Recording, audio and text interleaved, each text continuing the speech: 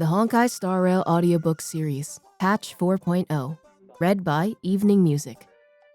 What you don't know about the Express. A tabloid's sensational expose on the connection between the Express and Planarcadia, filled with a mix of facts and rumors. What you don't know about the Express. The shocking secret between Planarcadia and the Astral Express. Special contributor, Sir Cashin Silver. Dear readers, while you're immersed in the thrilling adventures of Fluffy Across Blue, have you ever wondered about the deep connections between that star-traversing train in the comic and Planarcadia in real life? And did you know that behind the names of Astral Express and Planarcadia lies an intricate tale of cause and effect spanning dozens of amber eras? Through bold hypotheses and careful verification, this episode uncovers an earth-shattering secret that has remained hidden from the world. Secret 1.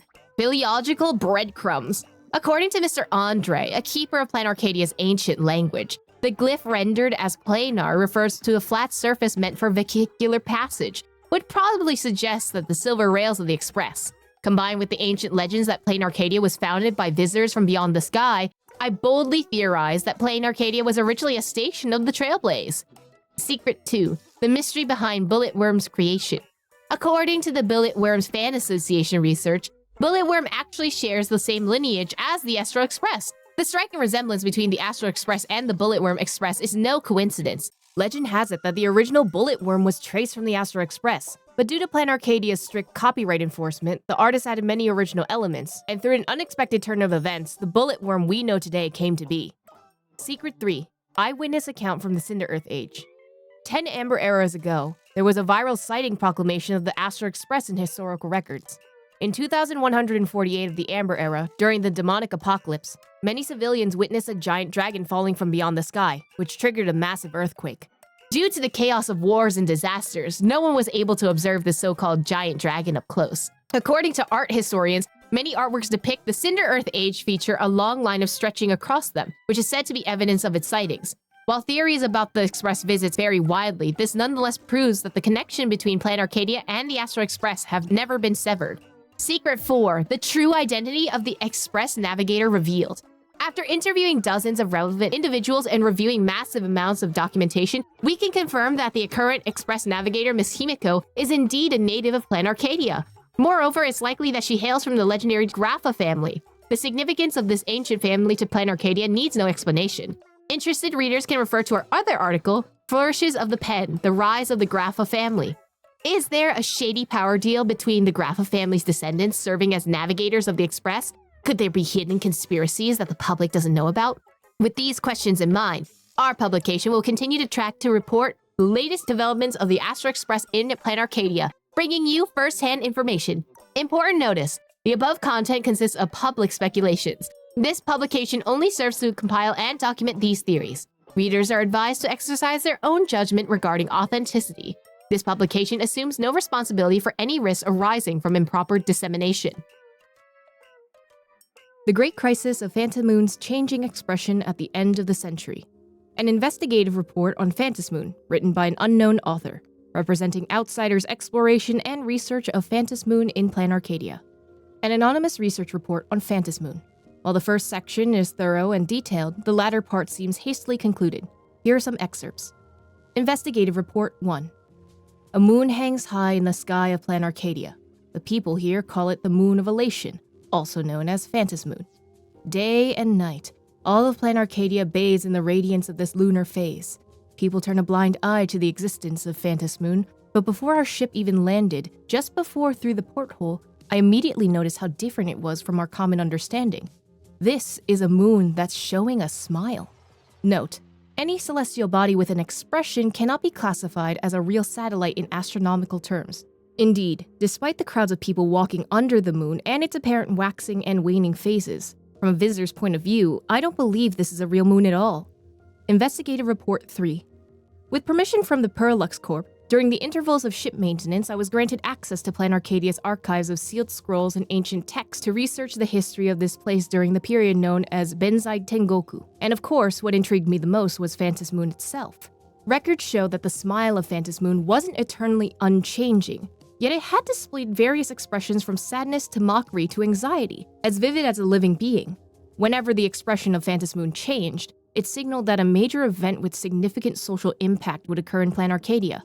However, throughout my dozens of days investigating here, no anomalies have been observed. Note: while collective unconscious theory might explain Phantasmoon's expressions as a manifestation of group consciousness, the people of Planarcadia have a different take. They're the multiple phases of Aha, the Aeon of Elation. The Imagenae of the Arcadia survive on wish power. While the strength of wish power is related to the waxing and waning of the Phantasmoon, it cannot be simplified to popular notions like full moons cause werewolves to transform. I am contemplating a more appropriate and well-researched way to describe the phenomenon. Investigative Report 6.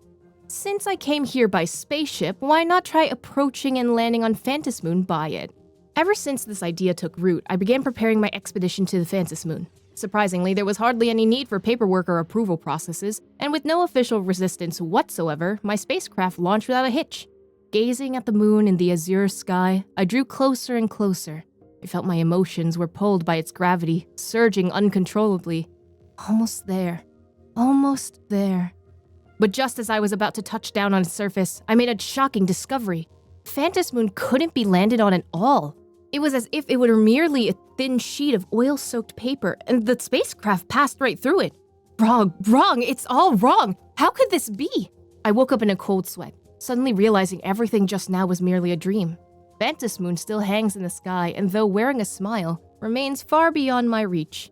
My spaceship still isn't fixed. With a bitter smile, I pondered my disappointment. People must be prevented from ascending to the Phantasmoon for some reason, right?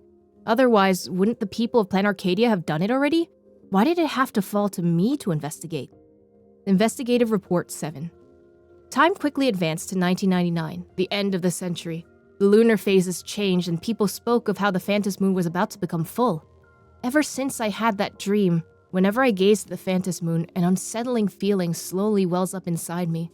Perhaps it was an after effect of the nightmare, or maybe I've developed some kind of mental condition called lunophobia? Or could it be that the deeper I investigate and the more information I uncover, the more subconscious anxiety is being implanted in my mind? The ship repairs are complete. I've decided to conclude my investigation and leave Planarcadia before the next Phantasmoon games. This time, my ship will once again pass by the Phantasmoon, perhaps the closest I'll ever get to it. But I've abandoned any thoughts of getting closer. As I started the ship, I thought I saw a look of compassion in the nearly full moon's face. But in a blink of an eye, the Phantasmoon returned to its usual smile, just as it always does. I guess it really was just my imagination. Faekind Protection Act, 5th edition. Important legal documents serving as the legislative foundation for all civil laws in Planarcadia. General rules on the promulgation, effect, and application of laws. Decree promulgated on January 1st, Arcadian calendar 1855. 5th revision on December 1st, Arcadian calendar 1993. Article 1. This decree shall be enforced throughout the territory of Planarcadia. Article 2. This decree shall be enforced throughout Planarcadia from the date of its proclamation. Article 3. This decree shall only apply to future cases and have no retroactive effect, except for the matters concerning Article 6 of the General Provisions. Article 4. This decree applies to all residents within Planarcadia's jurisdiction, including humans, Intellitrons, Imagenae, and other residents who may be considered natural persons under various conventions. Article 5. Laws concerning personal identity and rights shall apply to all IPC entities and personnel, even those residing outside of Planarcadia. Article 6. All private agreements must not violate this law, nor contradict the public order and morals of the cosmos. Article 7. In all legal proceedings involving the rights of Planarcadia residents, judgments must not contradict the provisions of this decree. Regarding matters of public order and morality, the consensus of the jury trial shall prevail. Chapter 1. On Resident Rights. Article 8. All residents mentioned in Article 4 of this decree, including humans, Intellitrons, and Imagenae, are equal and enjoy all rights guaranteed by the Interastral Peace Corporation, except for those restricted by criminal penalties. Imagenae's Management Regulations. For schools that train Imagenists, this is undoubtedly the most crucial set of decrees. General Provisions. Decree promulgated on November 12, Arcadian calendar 1953. Second revision on January 31st, Arcadian calendar 1986. Article 1. These administrative regulations are hereby established in accordance with the legislative spirit of the Faekind Protection Act, to strengthen the management of Imagenaic activities and fully protect the rights of Imagenae. Article 2. Those who engage in Imagenaic activities shall be known as Imagenists. Under the IPC, Imagenists must conduct their Imagenaic activities in accordance with these management regulations. Article 3. The term Imagenaic activities in these regulations include the creation, replication, splitting, and merging of Imagenae by manual or mechanical means, as well as the creation of new natural persons recognized by the Interastral Peace Corporation. Under the IPC, any Imagenae produced through the Imagenaic activities automatically acquires the status of a natural persons recognized by the IPC. Article 4. Imagenaists must prioritize the well-being of Imagenae and conduct Imagenaic activities in compliance with the Faekind Protection Act. Imagenaists must register with the Department of Aberration Defense before engaging any profit-oriented commercial activities. Article 5. Citizens of Planarcadia have the freedom to engage in Imagenaic activities. Individuals who are not registered Imagenists may freely conduct Imagenaic activities, provided they do not violate the Faekind Protection Act or the provisions of Article 4 of these regulations. Article 6. The Department of Aberration Defense is responsible for supervising and managing all activities of Imagenaists. For collective Imagenesis, specific self-regulatory management rules shall be established under the guidance of the Department of Aberration Defense. Upon registration, those who conduct activities in accordance with these regulations and self-regulatory rules shall be regarded as collective Imagenaists. Article 7. If a registered Imagenaeist violates these regulations, the Department of Aberration Defense must revoke their registration, and they may not reapply for 3 years. Unregistered Imagenaists who violate these regulations shall be handled according to the malicious Imagenesis provisions in the Faekind Protection Act. Other illegal acts during Imagenesis shall be handled according to relevant laws and regulations. Chapter 1, Article 8. Registered Imagenists may apply for patent for their unique Imagenaic activities. For any Imagenae patented by registered Imagenists, unless the registered Imagenist waives their rights, non-registered Imagenists shall not engage in patent-infringing Imagenaic activities. This does not apply to Imagenaic activities beyond the Imagenist's control, or those performed in emergency situations or due to force majeure. Imagenae 101, so simple even a ghost could get it. A popular science book about Imagenae suitable for young readers. If you're an Imagenae who often hosts off-world tourists, you've definitely been there. A curious visitor looks at you in the eye and asks, "What exactly is an Imagenae?" And you just turn bright red and try every trick in the book to dodge the question. Not every ghost is a star graduate from Graphia Academy, after all. According to the Intelligentsia Guild, 95% of intelligent life in the cosmos knows next to nothing about their own species' science. Even so, since we're still here breathing on the soil of Planarcadia, understanding ourselves remains a worthy pursuit. Imagenae are intelligent life forms driven by an internal core, fueled by the wish power of the Phantasmoon and human hearts, with bodies comprised of desecrate matter. Their appearance and lore are decided by the artists who drew them and the trends of the era. Putting aside the complexity of wish power as an energy source, I'll give you a brief look at what these creatures under the Phantasmoon are really like. The core as primary drive. The core is the most vital part of an Imagenae. In a way, researching the core is even more daunting than studying wish power. The consensus is that it functions like a massive engine, proving crucial for every action the Imagenae takes. It also doubles as a skeleton. Without it, the Imagenae's body simply cannot hold its shape.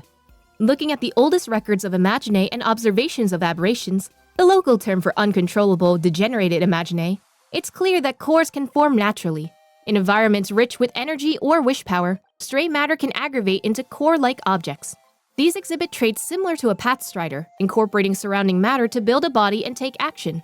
Some scholars argue this matter alone isn't enough to account for their mass, but we'll touch on that debate later. In the Cinder Earth Age, Graphia invented and shared the art of Imagenesis, which eventually became the process we know today. Since it takes massive amounts of wish power to drive an Imagenae, creating a core for a new one usually requires official permission. Once the artwork is done and injected with enough wish power, a core forms the very instant before the creature comes to life. The core itself is essentially a cluster of condensed matter, similar to the internal structure of Imagenae. What draws it together and empowers it is its primary drive, fueled by the powers of the path of the Phantasmoon. In other words, from the moment they're born, Imagenae are creatures that walk the paths. As for how the IPC's recent Imagenae production lines managed to bypass the stringent requirements for core generation, that's a trade secret covered by patents. Therefore, they cannot be disclosed here. Body and internal structure. Biologically, all Imagenae are the same species. masses of matter held by a core and driven by wish power, with no real internal organs. However, depending on the artist's mindset or the public's perception, things can change. For example, under X-rays, orcs appear to have skeletons. The newer Mechatrons even have internal systems that match their blueprints. But keep in mind, these are just mimicry. Whether it's orcs or Mechatrons, those bones don't actually provide physical support or movement. They're no different from any other part of an Imagenae's body. While it's hard to categorize any creation of the Elation, physically speaking, they're not really humanoid. It's more accurate to think of them as cousins to the jelly-like Baviru or the Shapeless. Because an Imagenae's matter dissipates so fast after death, studying their structure is a bit of a mystery. But don't go getting any ideas about vivisection. Aside from being a massive violation of ethics and Planarcadia's human right laws, it's a waste of time. Criminals who've tried it found nothing but ordinary particles, no different from a lump of carbon or glass of water. It's only when they're a part of a whole that they become Imagenae in matter. Speaking of matter, after an artist completes their work, where does it all come from the moment the Imagenae is born? This question has stumped experts for years. The two main theories are the path-space theory and the discrete matter theory. The first suggests Imagenae pull mass from Aha's path space at birth and return it when they die. The second argues the core just sucks up stray matter from the surroundings. Some radical thinkers even claim wish power converts energy directly into mass. Ever since Planarcadia returned to the real world, scholars have been at each other's throats over this. Lately, some have even made the wild claim that both theories are right. If you want to know the real secret, you'll have to ask that enigmatic laughter. Lore and design. Folks outside Planarcadia often have the wrong idea. They think giving an Imagenae a mighty lore or making it huge makes it powerful. But can their bodies even handle that much energy?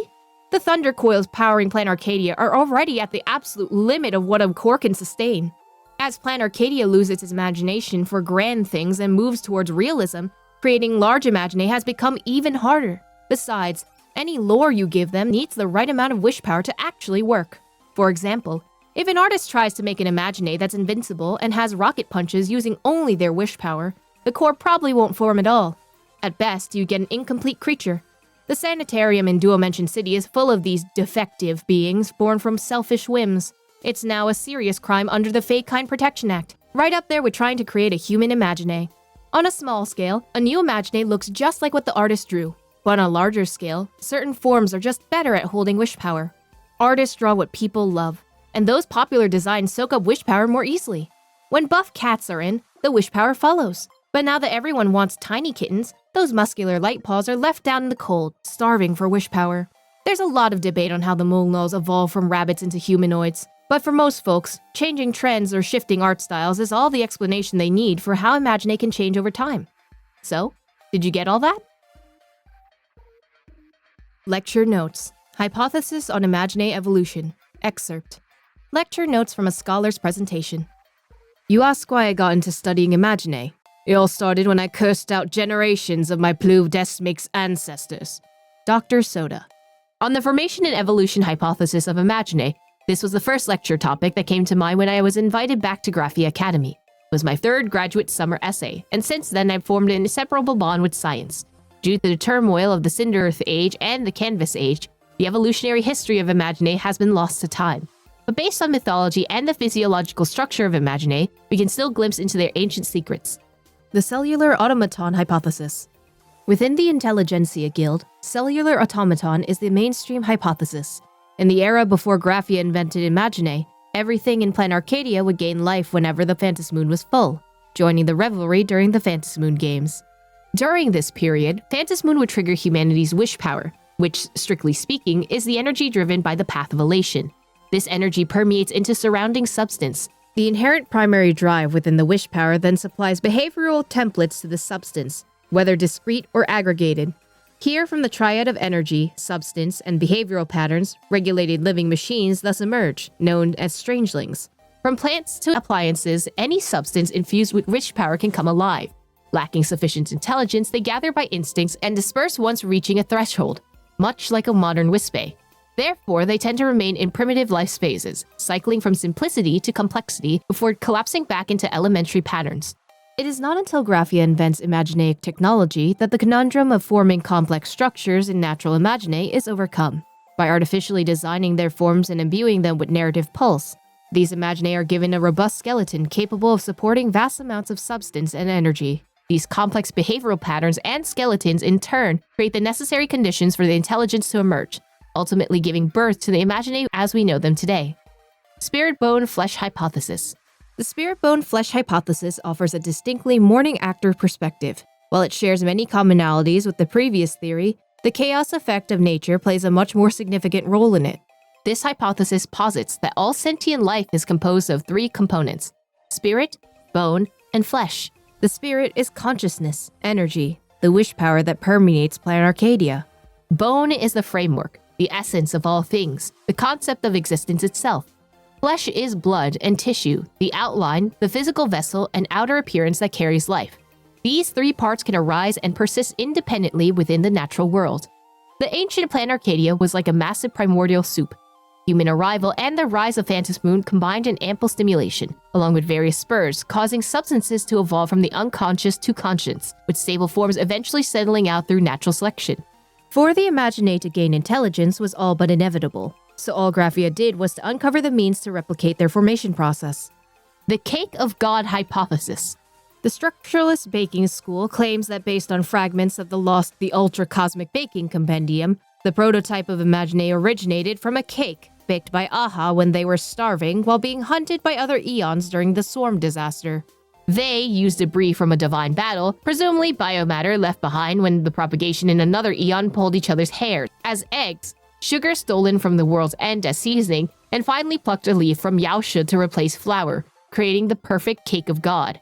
Note, some scholars see this as proof of Yaosha's existence during the Swarm disaster, but the baking school generally maintains that this is a textual error and is dedicated to restoring the true flour.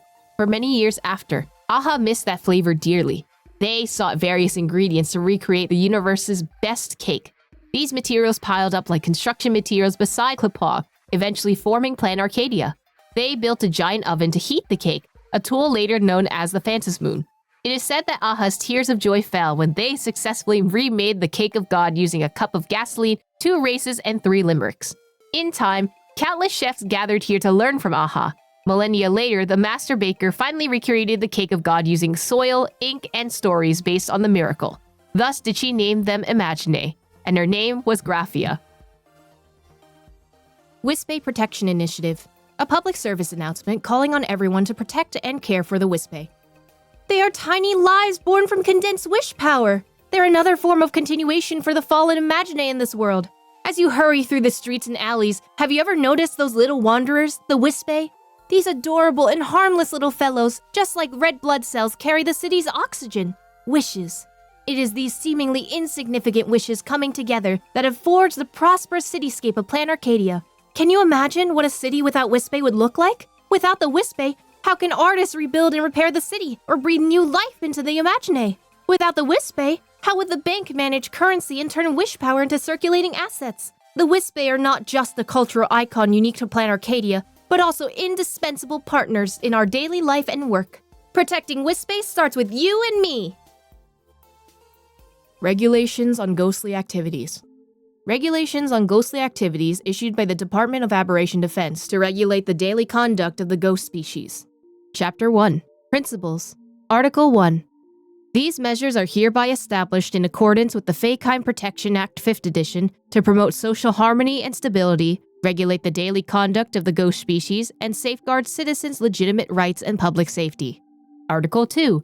These regulations apply exclusively to all ghost entities residing or operating within the administrative domain of this city. Article 3.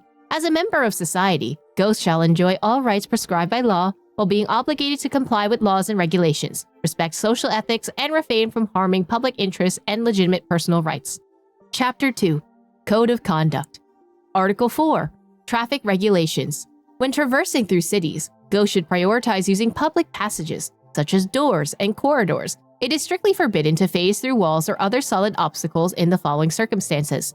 1. When there is a potential to startle pedestrians, especially children, elderly, and those with heart conditions. 2. When potentially passing through private residences, changing rooms, bathrooms, and other areas involving personal privacy.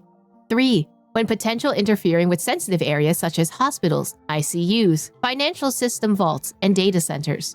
4. When passing through moving vehicles, which may startle drivers or the vehicle themselves, potentially causing traffic accidents. Article 5. Public Order Guidelines. In public spaces such as shopping malls, libraries, public transportation, etc., ghosts should maintain a stable and visible form, avoiding random flickering, floating too high, or making strange noises to prevent disruption of public order.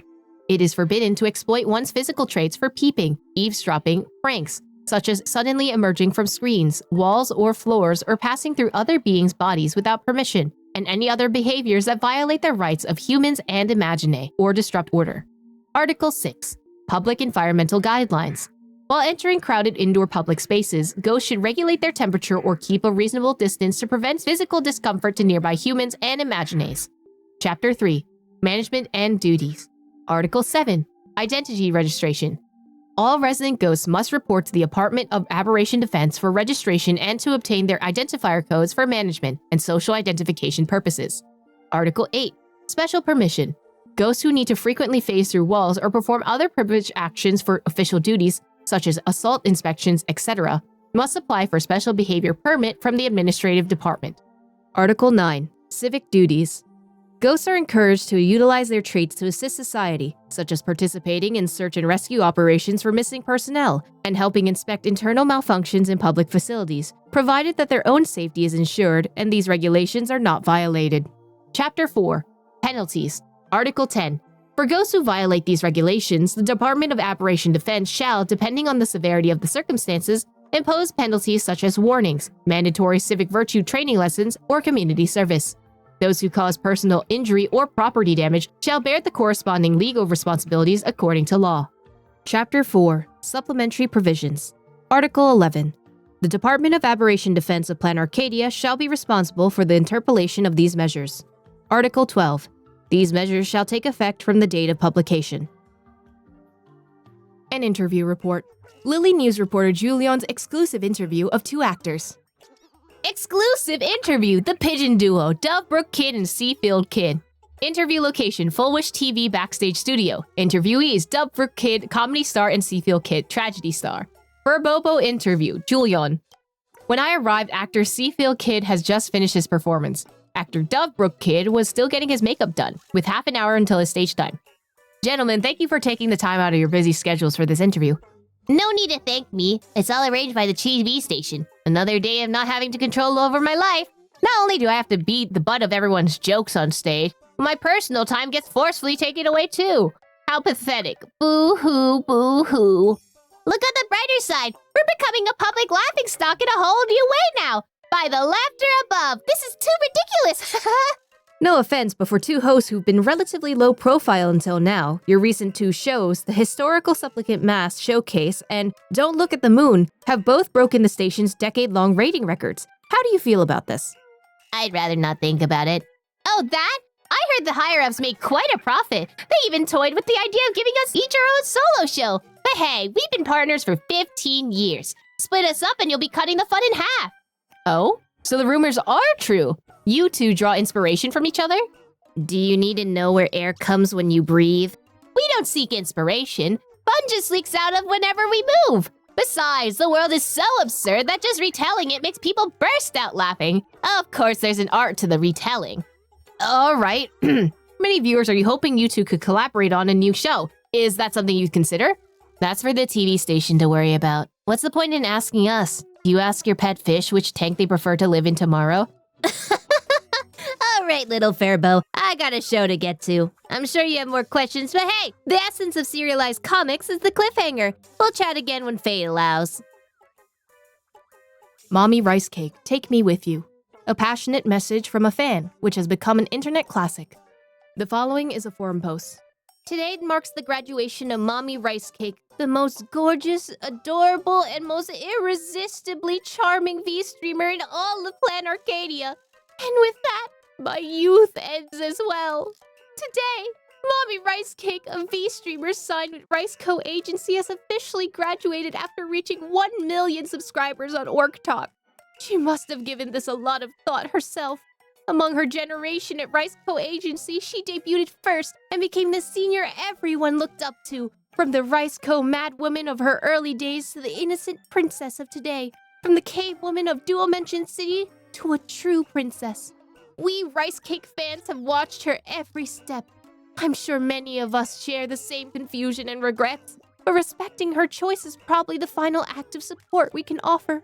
I know that's the right thing to do, but I just can't accept it. Of course I know that streamers need their own lives. I get that no one can stream forever. So Mommy Ricecake, after you graduate, can't you just reincarnate and start streaming again? Mommy Ricecake, why did you graduate already? You read my super chat just yesterday. You do care about me, don't you? You didn't leave voluntarily, right? It must be the IPC's conspiracy. The capitalists pulled the strings, didn't they? Those bigwigs don't understand how amazing they are. Only I do. Don't be afraid. Tell us who wronged you. Your loyal fans will storm that Riceco agency right away. Without your streams, life's just not the same. Mommy Ricecake, please take me with you. I can't live without you. You are my moon, the light of my life. I'm head over heels crazy for you, and I'll headbutt the Amberlord for you. Dreamless Coffee x Astral Express collaboration, now live. Dreamless Coffee launches a collaboration coffee with Astral Express. Dreamless Coffee x Astral Express collaboration, now live. May this journey find its way to your taste buds. During the collab, we're launching a full line of special drinks. Don't forget the Express Crew merch and 50% off your second cup. Collaboration Drinks Collection. Azure Dragon Cold Brew, the Sanjo Lofu Whale Tide Spring, and Lunarescent Depths Impression Sparkling Water. As refreshing as a seaside stroll along the lunarescent depths. Rosy Bubble Latte, Strawberry Cream Cap, and Hearty Popping Candies. Unleash your inner cutesy energy. Remember to snap a pic before you sip. Galactic Baseballer Whirlwind Drink, Supernova Popping Boba, and Classic Soul Glad. Bonus, trash can-shaped coffee mug with bat-shaped stirrer. Rules are made to be broken! Black Hole Mocha, Singularity Coffee Beans, and Rich Cocoa Syrup. Brace yourself for gravitational attraction. Conductor's Healthy Veggie and Fruit Juice, Carrot Juice, and Fresh Fruit Pulp. Bonus, Conductor Pom Pom Cup Sleeve with different facial expressions. Drink more juice for a healthy life, Pom. Manager Special, Navigator's Pour Over Coffee, Miss Himiko's Secret Recipe, classified. The Nameless unanimously voted favorite drink. One sip and you'll experience the thrill of superliminal warp. Just like fuel. Collaboration Event Rules. Collaboration slogan. To purchase the special collaboration drink, shout out loud to the staff, "Help me, Conductor Pom Pom!" Second cup at half price. Buy any 2 collab drinks and get 50% off your second drink. Random merch giveaway. Buy any collab special drink and get a random Express Crew coaster. This event ends before the Astral Express arrives on Planarcadia. Dreamless Coffee reserves all right of final interpretation. World's End Drink Menu. The drink menu at the World's End Tavern lists all their joke-infused drinks. A note from your friends at World's End. All of our drinks are brewed from jokes and are 100% alcohol-free, so guests of all ages can drink responsibly. Absolute Zero. Brewed primarily from dad jokes. This drink is refreshing, icy, and sweet, making it incredibly easy to chug. Even customers who are easily amused can enjoy it without a problem. We recommend it for all beginners. Capital of Passion. Recommended for customers who savor a long, lingering aftertaste. This drink is brewed mainly from dark humor. It looks sweet and has a rich, complex flavor. The first sip offers a hint of sweetness, which upon further tasting, blooms into an intense bitterness on the tongue. Thalin Toxiflame. Recommended for thrill seekers. This drink is brewed primarily from hellish jokes. It's a highbrow drink with a spicy, potent flavor. While some connoisseurs may be obsessed with a dangerous balance between lunacy and liberation, overconsumption is not advised. Pika White Grape Soda. For those who like to chase trends, this drink is brewed from the latest internet jokes and memes. It's refreshingly tasty and makes your tongue go pika. We recommend drinking it while it's still bubbly, before the jokes and memes become obsolete. Proverb with Utter Stillness. Prepared for customers in search of a moment of peace. This drink is brewed from philosophical jokes that first make you chuckle, then leave you deep in thought. You'll hardly taste a thing at first, then all at once the cacophony of flavors is washed away, leaving only a quiet appreciation for the existence itself. In addition to our basic drink menu, the tavern offers a special menu of drinks created by our past drinksmiths to commemorate immortal legends. If you're lucky enough to meet one of them, don't pass up on such a rare cup of elation. Let There Be Solace. The legendary creation of the drinksmith Bragi. This drink is the cure for all negative emotions, and the recipe remains a mystery. No matter what troubles or worries plague the drinker, they have but to drink this clear, sweet nectar and let it sink into the depths of their soul. All their sorrows will vanish, and they'll enjoy a moment of boundless joy. Elusiveness of satiation. Osmanthus, a lover of quietude, thought the tavern was too crowded, so he made this drink using a huge number of classic jokes. This concoction has a rich, mellow flavor, and 1 cup is usually enough to leave a person completely full and unable to take another bite. Although this special mix didn't get customers to leave as quickly as Osmanthus had hoped, it did provide some very real and powerful material for the competitive Eater Championship. The Self-Binding Arsonist. Umbrella used potent satirical jokes as a base and allowed customers to customize the drink. However, they quickly learned that all efforts to soften the joke's core were useless. No matter what you add, the drink keeps its sour and spicy flavor. First comes a burning pain in your throat, followed by a state of near masochistic clarity. Just like the first time. Launched by Miss Rory after her return from studying at the Garden of Recollection, this drink claims to perfectly recreate the taste of any customer's first drink here. Customers are often full of anticipation, eager to relive the surprise of that first encounter. Maybe it was a tart, fruity acidity or a clumsy, cloyingly sweetness. Of course, it just might be bland, if your first drink was nothing special. Tavern Declarations. A notice posted in World End's Tavern lists some strange rules. A notice posted on a wall in the tavern. The writing has clearly been altered. All who enter must abide by the following. Don't let your offense be the punchline. 1. Buy a drink to get a seat. 2. Aha and morning actors are prohibited from entering the tavern. The same goes for anyone claiming to be them. 3. Do not wear another's mask, nor claim that a mask worn by someone else is yours. Should you find an unattended mask in the tavern, maintain a safe distance and notify the custodian immediately. 4. All customer feedback, including but not limited to praise, complaints, and drunken ramblings, shall be considered user-generated content. Once recorded, this establishment reserves the perpetual right to brew it into a specialty joke drink, without any further notice. 5. The Golden Confessional is open only to guests who have one too many. If you can still recall where it is, then you're not yet ready to unburden your soul. Please leave it for those more in need. 6. The medical service within Fatal Joke does not support a pay-later option. However, even with an upfront payment, this establishment cannot guarantee you will receive proper treatment. Note, the one thing it doesn't joke about is its fatality. 7. When entering the Disco Ball Bliss Star, you must ensure your identity as a masked fool by any means necessary. 8. This establishment closes when the last customer forgets who they are. During business hours, any complaints about the quality of service will be considered an impromptu performance, and the bar reserves the right to drown out your voice with louder noise. 9. You may run a tab, but you must offer the bar collateral more precious than your sense of humor. For example, a story from Aha's childhood, a chance of becoming the next on-duty drinksmith, or your steadfast belief in Let There Be Laughter. 10.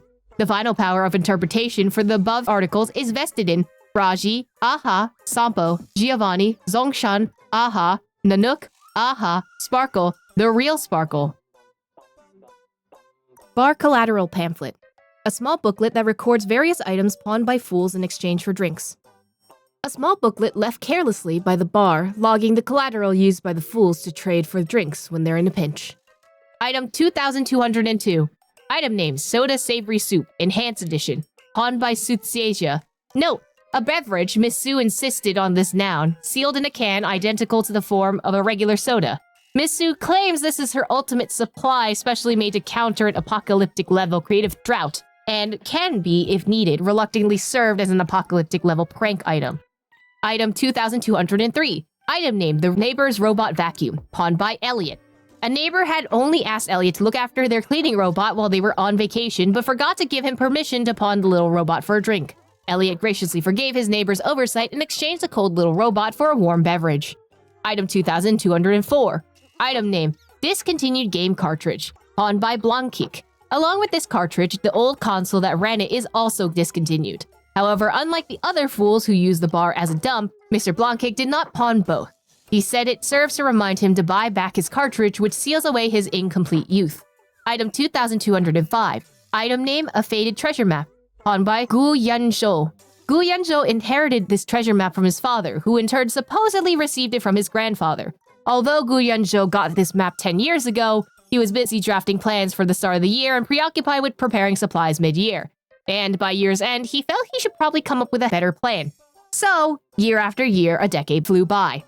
Item 2206, The Finishing Touch, pawned by Viola.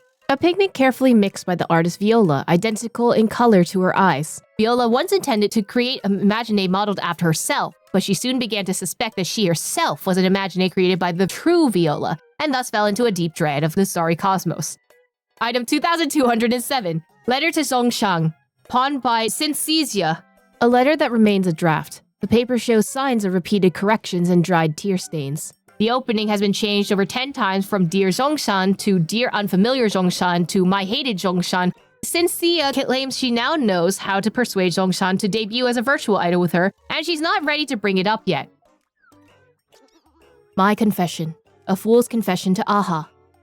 A sheet of paper found lying in the golden confessional, detailing the tormented confession to one of the fools. To my friends, my foes, to all who know my destiny as a masked fool, I offer my confession.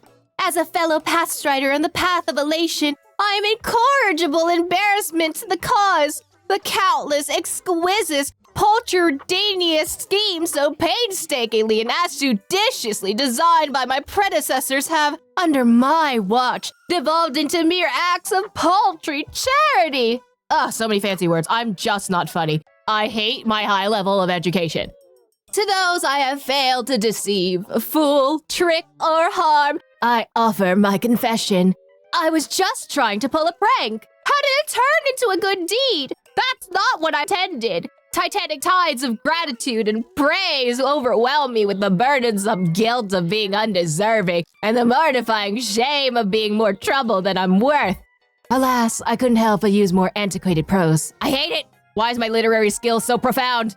Oh, laughter, master of elation, aha, I confess to you. I've forgotten the beginning and the end, but the point is, I confess. Nothing I do is remotely funny. It's utterly pathetic. I just don't get it. Why is destiny so cruel to me specifically? Everything I hope for turns into its exact opposite. I once posed as a counselor and demanded that the booze-loving Duchy of Pemberton ban the production of alcohol. They ended up creating the galaxy-famous Pemberton Cola with sugar and soda, and it sold far better than their booze ever did. I once changed the formula for a glue company, making them produce the least sticky adhesive in the world. They used it to create sticky notes that can be applied and removed over and over. I have to admit, they're incredibly useful. So now I'm some kind of saint, a great promoter of scientific advancement. Alas, how may my sins be recounted, for they are beyond reckoning. Verily, they're far from redemption. Wait, am I actually a classic literature fool?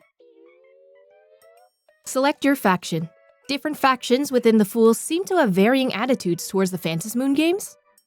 Welcome, all you new brothers and sisters. Congratulations, you little sillies, on finally making it through a ridiculously absurd world to this tavern. But do not start laughing just yet. Surely you don't think you've escaped the grasp of absurdity. No, my lovely little sillies. The end of the world is hardly the end of absurdity. This tavern may not be the IPC, but wherever there are people, there are sides. So before you can actually sit at the table, you must first master the ultimate mystery of the cosmos, the lifelong lesson of every social being: picking a side.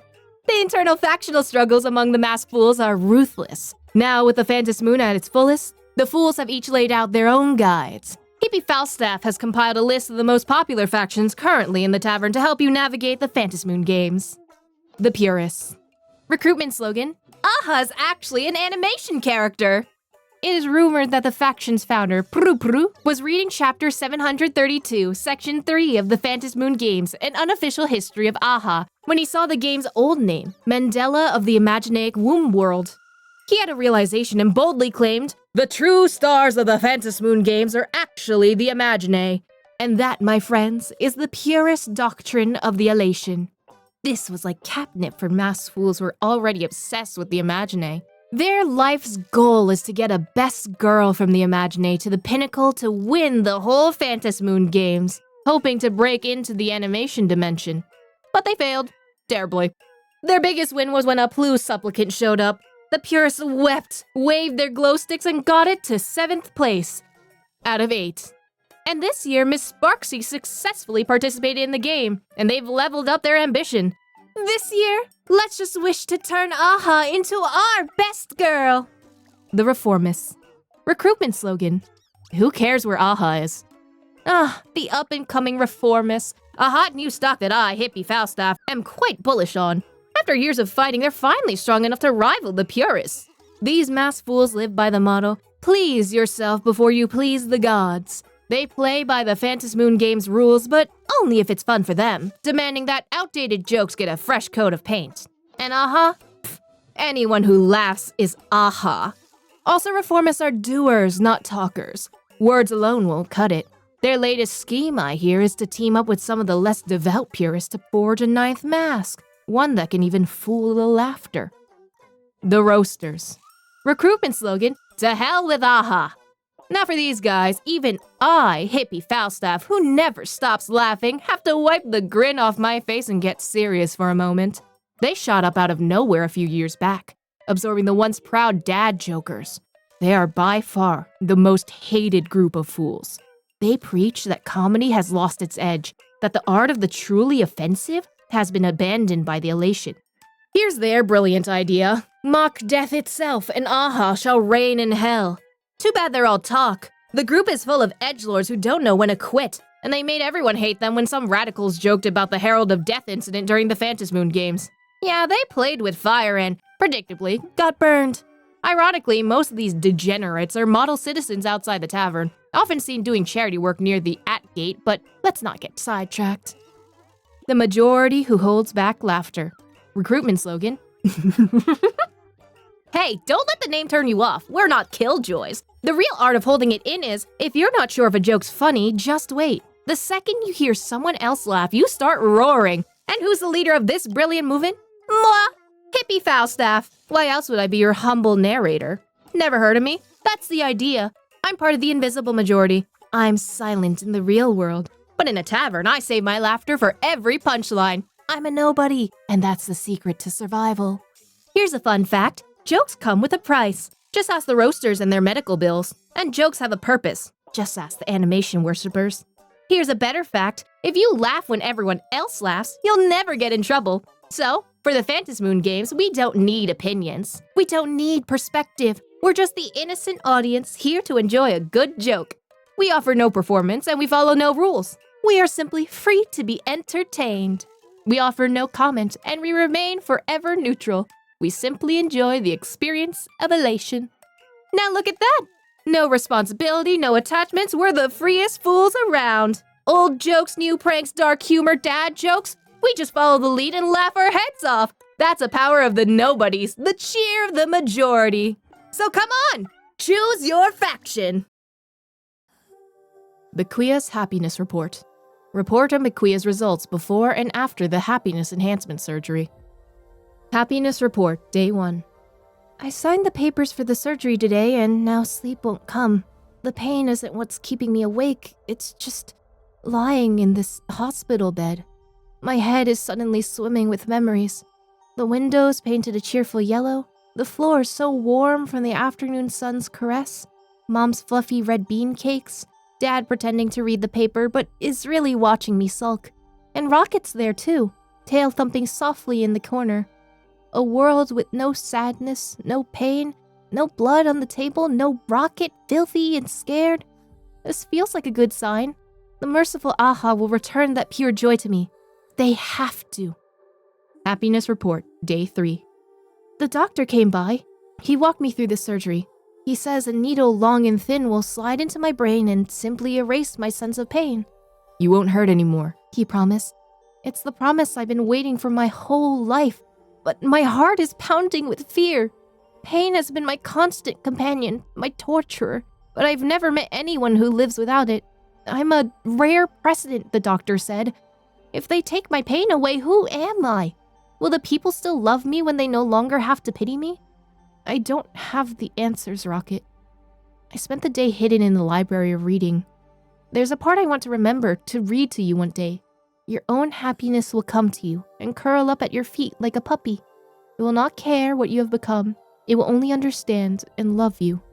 Wish me luck tomorrow, Rocket. Please. Happiness report, day 7. I feel fine. A little dizzy now and then, but no real discomfort. The doctor asked me if I still wanted to read. I'm just so tired, and it feels like too much trouble, so I told him no. He suggested visitors if I'm bored, but I thought and drew a complete blank. There's no one I could think of. Happiness journal, day 24. I think I'm starting to feel it. Happiness. A nurse yelled at me yesterday. It was the 5th time I spilled my food, but I didn't feel bad at all. The things that the production team brought kept getting lost or broken, yet I don't really feel sad about it. Pain, guilt, sorrow, self-doubt, all the negativity is just gone. Glory to the laughter. So this is what it feels like. True happiness. Happiness report, day 52. They discharged me, assigned me a new job as if it matters. Most of the world tastes like cardboard now. The producer asked if I wanted any of my things back. I don't. I didn't even take the congratulatory flowers they brought. Don't get me wrong, I can laugh. I do, all the time. But the only thing after laughing is more laughing. The only thing after happiness is more happiness, forever. And that's what makes it so empty, so tasteless. Happiness report, day 73. Finally, I can hear it, the whispers of Aha, just like the doctor said I would. Aha's telling me to go find something. This isn't about finding pure happiness or true happiness. It's a need, an instinct. I have to find it. But what? What am I looking for? Happiness report, day. I've read this whole journal again. I still don't know what I'm looking for. Mom, Dad, the show, Rocket, my fans, the doctor, myself. What is it?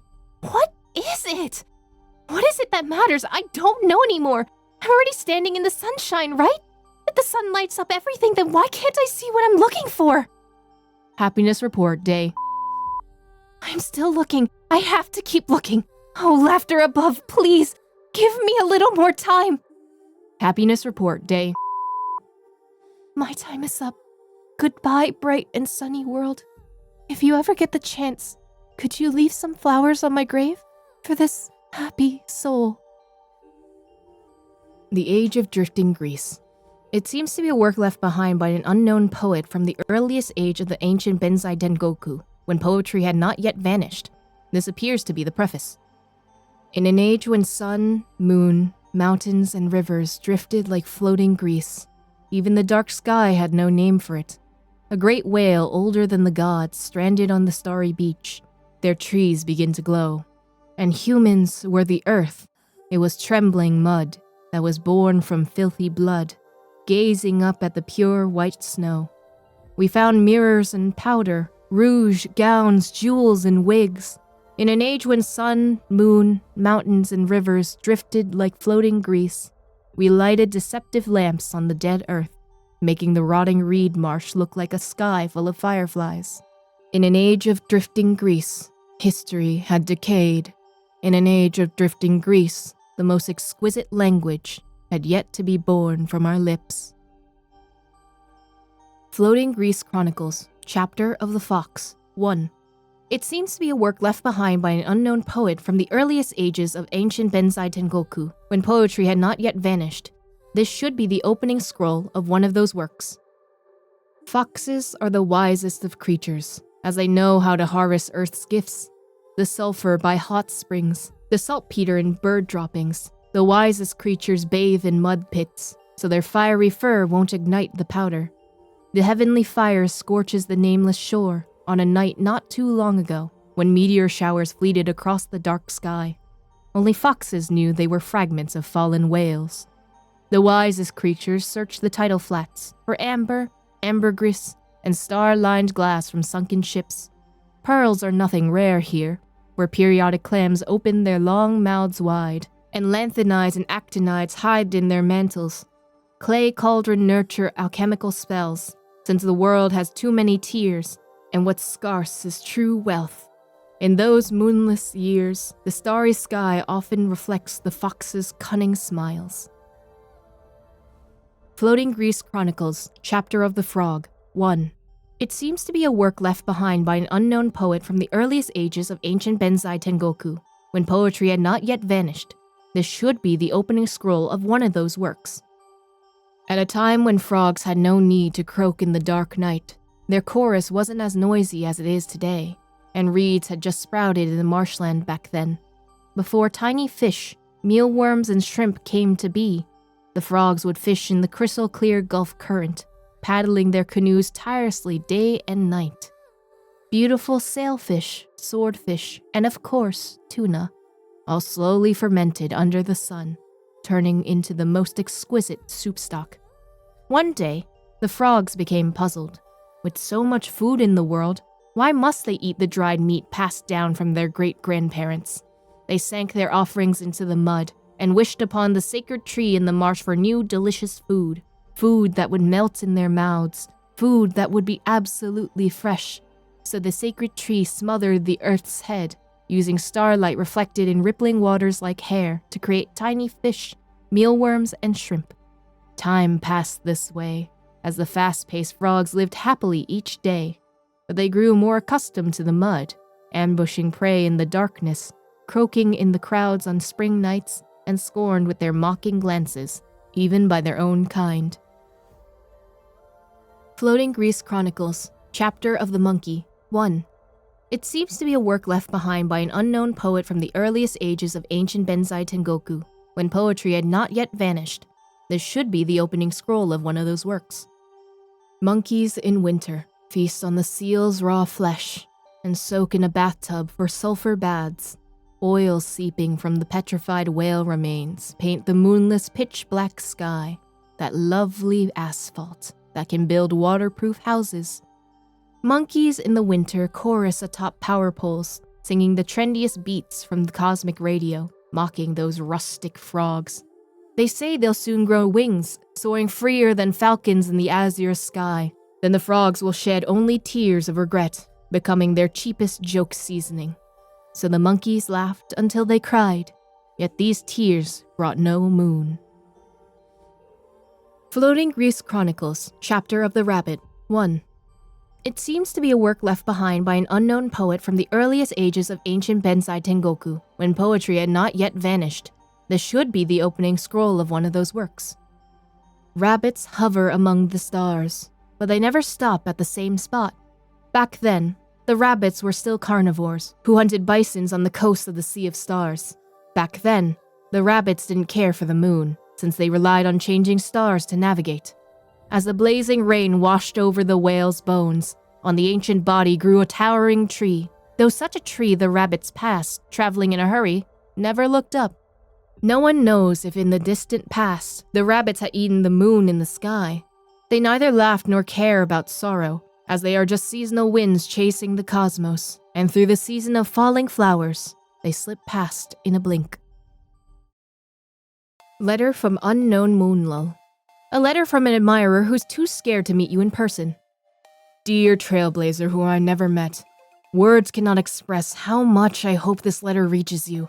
I had thought of so many ornate expressions, but when I actually sat down to write the letter, I was so emotional that I couldn't write a single word. You may have noticed that the design of Star Rabbit has deep historical connections with the Nameless. The Star Rabbit, 108 Nameless, and their Moonlull companions was a legendary tale I often heard and read in my childhood. As times have changed, today's children have lost the enthusiasm we once had for long-form narratives.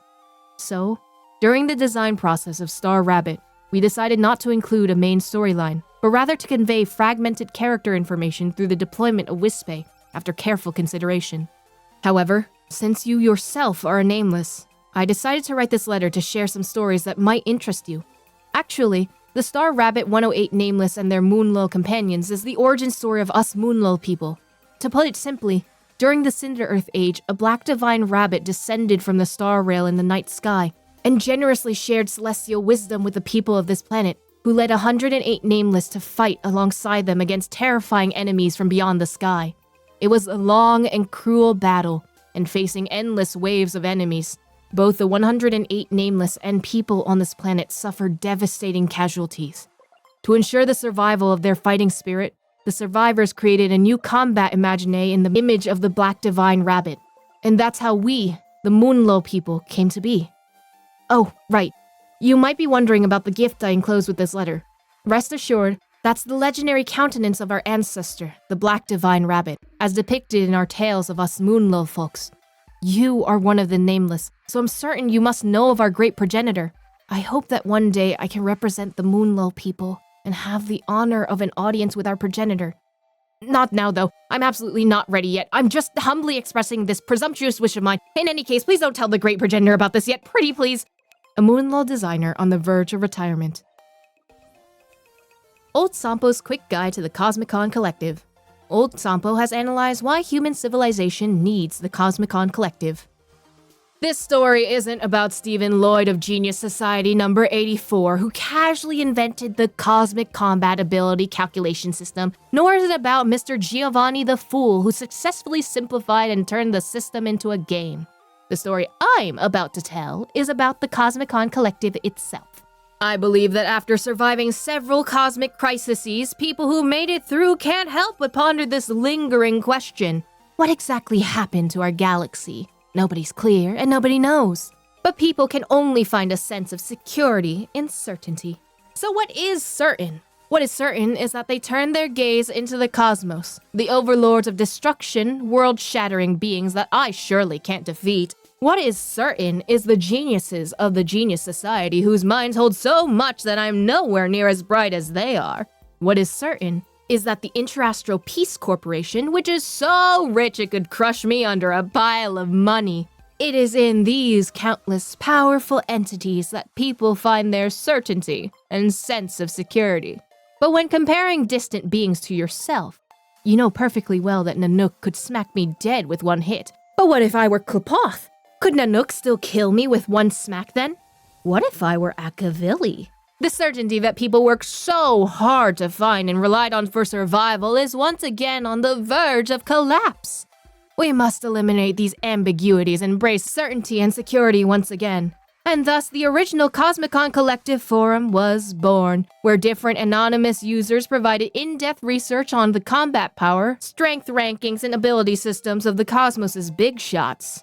Every time a certainty is established, it's instantly debunked.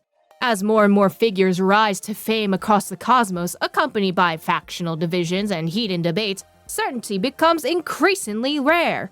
Later on, unpredictable factors like power fluctuation constant and right-hand dueling principle become impossible to resolve, and the power level extrapolation gradually shifts from realistic to abstract territory. In a mouth that's never had anything good to say, even a proud pressure cooker can solo kill Nanook the Destruction. All systems of comparison became meaningless, and humanity once again fell into the abyss of uncertainty. And just when the cosmos fell into darkness again, I, your dear old Sampo, discovered the core of the problem. What we've been seeking all along was merely certainty. We don't need proof of process. What we need is conflict resolution. Back in the day, rock, paper, scissors did the trick. Today, the Cosmicon Collective gets it done. Do you understand now? Every single conflict can find its resolution within the Cosmicon Collective. You say Nanook is stronger, and I say the pressure cooker is mightier. We've been going back and forth online for hundreds of posts with no real conclusion. However, with the Cosmicon Collective, you and I can settle this with one match. If I win, you'll have to admit to everyone on the forum that the pressure cooker can solo kill Nanook, and that'll be the end of the debate. And so, certainty finally returned to its loyal people. This is the Cosmicon Collective. With it, all conflicts from academic warfare to culinary preferences, from political ideologies to every single problem humanity has faced since its inception, every single dispute will find certainty and be resolved. That's the Cosmicon Collective. Superheroes in Planarcadia. News coverage of local superheroes. As everyone knows, the 4 Daybreak Warriors are both the main characters of the hit heroic film Daybreak Squadron, and civilian superheroes sponsored by Fulwish TV to maintain peace in Planarcadia. The Smiling Hero, the League of Bliss. Even just a glance at their many nicknames speak volumes about the public's affection for them. According to statistics, over the past 2 years, the Daybreak Squadron has resolved 14 theft or robbery cases, 22 small-scale mutilations caused by calamities, and assisted the Department of Aberration Defense in solving numerous medium and small cases. Meanwhile, the 4 performers have been actively involved in community work, holding a charity performance once every 2 weeks on average, and their superhero safety training activities in Seafield City have been well received. Just like Fulwish, who brought them to the stage, Daybreak Squadron has become an idol in many people's hearts. Hero or actor? While the Daybreak Squadron's popularity has been surging among both teenagers and the elderly, some people believe that what the Daybreak Squadron does could be achieved through simpler methods by the IPC and Department of Aberration Defense. In their eyes, the actors' activities are just like locals playing make-believe, orchestrated by Fulwish TV for publicity. I've seen this kind of plot so many times in Interastral Peace Entertainment that it's getting boring. Per Lux Corp employee. When in Planarcadia, do as the Planarcadian folks do. I'm actually enjoying this. It's like an immersive hero stage play. Taurus from Capital of Passion. The Department of Aberration Defense is suppressing calamities? Not nearly as fun as watching heroes duke it out in tight suits. Student of Graphia Academy. Daybreak Squadron came to visit me at the hospital and brought lots of delicious treats. They're real heroes. Patient at Dual Mention City Secondary Hospital. Who will protect the world? Indeed, Daybreak Squadron may not possess world-saving powers like those in traditional hero stories such as the Astral Express. But does this mean that their actions are meaningless? In an era where our hearts are gradually running dry, the birth of heroes is necessary. They symbolize the spirit of what I choose to do, and now more than ever, as the Antimatter Legion's menace escalates, people desperately yearn for heroes they can call their own. Some say that after the Bloodstain Games, Planarcadia entered 15 years of peace and prosperity, a period free from major disasters, which they credit to the IPC's ramped-up investment in Planarcadia. However, I believe what truly protected us were the countless heroes who, like Daybreak Warriors, devoted everything to this land. Shopkeeper from Seafield City. What Planarcadia needs is not an emanator, but a person who truly respects us and walks beside us as equals. Director of Fulwish TV. Does Planarcadia need superheroes? I think it does. Even the Interastral Peace Corporation needs the Amber Lord to set a standard in people's hearts. Daybreak Squadron isn't irreplaceable, but they are ours, and that is what matters. Urban Legend, The Vanishing Giant. An urban legend about the Bloodstain Games from 15 years ago. 15 years ago, a supplicant chose to harvest fear as wish power during the Phantasmoon Games. The Herald of Death he transformed into caused massive panic in Dual Mention City, and several supplicants lost their lives in the process of subduing him. In the end, this Bloodstained Games faded into obscurity, shrouded in mystery. No one even knows who ultimately emerged victorious in the audience with Aha. As a result, numerous urban legends quietly took root, and among them the most influential became known as Giants That Vanished. Mysterious sightings. Although the Department of Aberration Defense quickly organized the evacuation of nearby residents, some districts were too close to the Herald of Death's path of action and were still caught in the combat while evacuating. Some victims were permanently disabled and could only live out their remaining days in sterile isolation chambers with the IPC's support.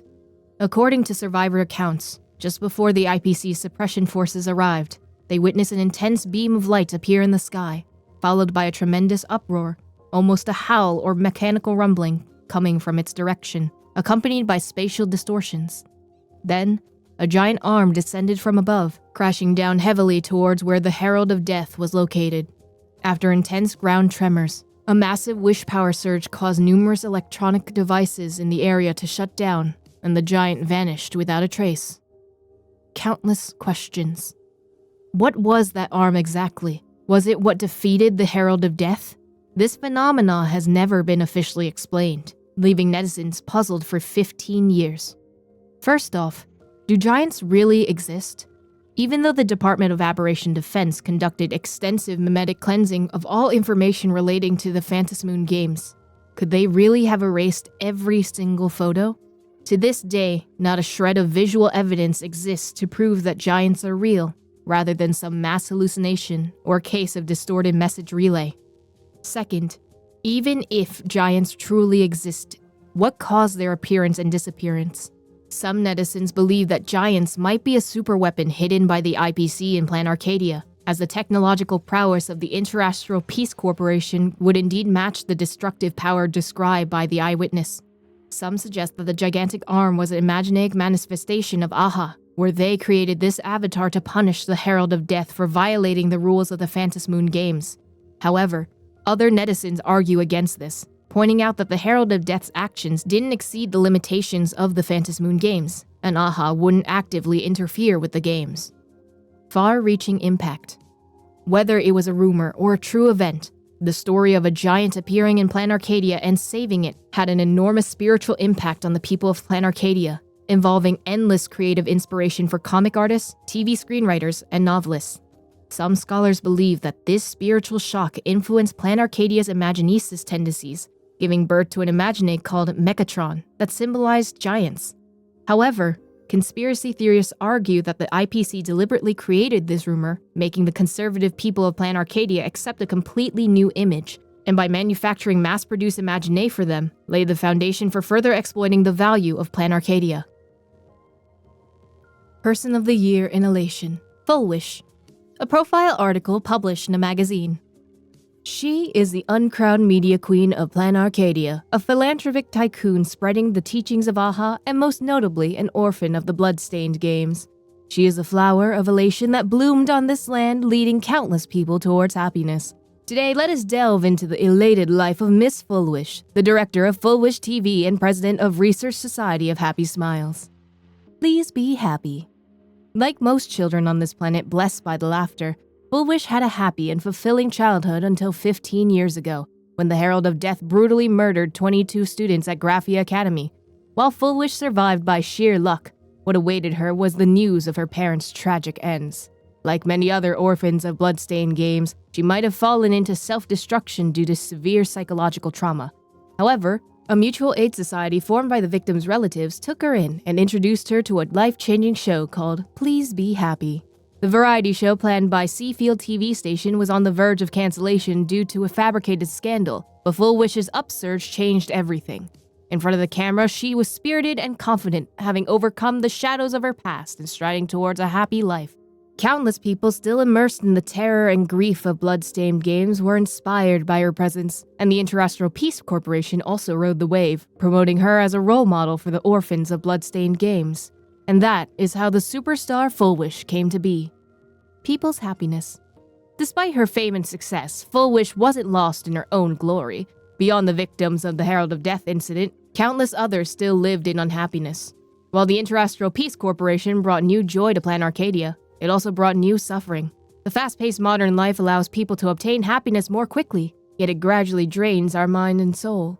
Fulwish reorganized the Herald of Death's Victims Mutual Aid Society into Research Society of Happy Smiles, improving the society's psychological treatment procedures and dedicated herself to extending the society's helping hand to every corner of Planarcadia, giving back to the Arcadia that had shown her warmth in her darkest moments.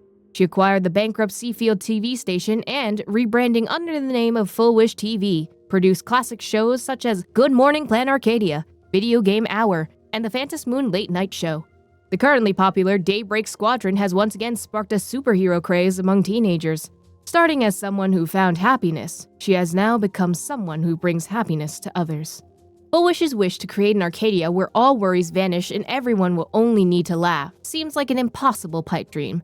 But if the god of Elation were to descend upon the mortal realm, they too would probably entertain such an absurd notion. I'm not someone important, but just an ordinary person like any other. All I want to see is everyone smile with happiness. Fulwish. Summer Eve's letter.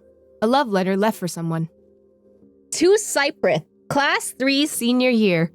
How's it going, Cyprith? I'm doing great. I'm writing to let you know that the portrait I promised you was finished yesterday. You know, my artistic talent is nowhere near yours. I really don't understand why you entrust your self-portrait assignment to me. There's absolutely no way I can fool Professor Hain with this. It's not that I'm blaming you or anything. I'm just saying, since you're already home resting, you don't need to worry about trivial stuff like homework. I'll submit it for you. After all, you did call me the ever-so-kind Miss Glorcia, didn't you? Professor Hain said the essence of a self-portrait is staying true to reality, but now with the brush in my hand, I find myself helpless against the truth born from your illness. After thinking for a long time, I finally decided to paint a completely healthy you. I want to give you a healthy body that never tires from drawing, a mind that doesn't ache no matter how much you let your thoughts wander, strength enough to support distant journeys and to see the cosmos. I paint all of this for you. Wow, talk about forward thinking on my part. With this picture, when you get better and come back to school, I'll be able to spot you before anyone else does. But just yesterday, something weird happened. I could have sworn I saw someone at school who looked just like you. I told Selena and Sinksa about it, and they all said that you were still recovering, then teased me, "Clarissa, something's up with you." Right then, I really wish you were still here. If it were you, you'd definitely rest your chin in your hand and seriously help me figure out a solution. I have no idea what this thing actually is. Could it be an Imagenae? Could it be a hallucination from pulling all-nighters on my painting? Either way, not many people in this world would believe me. You're one of the few who would, so I'm secretly writing this to you. Please don't laugh at me or think I'm being childish. I first ran into this guy when I was in the library. He pushed open the door and popped down in the seat right next to me. You know, that spot by the window? Remember? We spent an entire summer waging war against our alarm clocks just to snag that seat. Because on those sweltering days, the cicada songs and that cool breeze would only drift in from there. I still don't know why you were so gung-ho about it, considering you can't even feel the wind. So naturally, I was always the one who ended up sitting there. After that, I kept running into him at the cafeteria, the sports field, the hallways. Honestly, I started wondering if he might actually be an Imagenae brought to life in my painting because he was so full of life, like he'd already made tons of friends, exactly how I imagined when I was drawing. I thought I'd be happy, or rather, I was happy. But on top of that, I was actually a little panicked. I didn't dare go up to say hi because I suddenly realized that seeing like this, I actually didn't know how to get close to you again. Like you become this unreachable goal. After all, I'm just Clarissa. No one except you would ever call me the ever so kind Miss Clarissa. But I really do hope you get better, utterly better.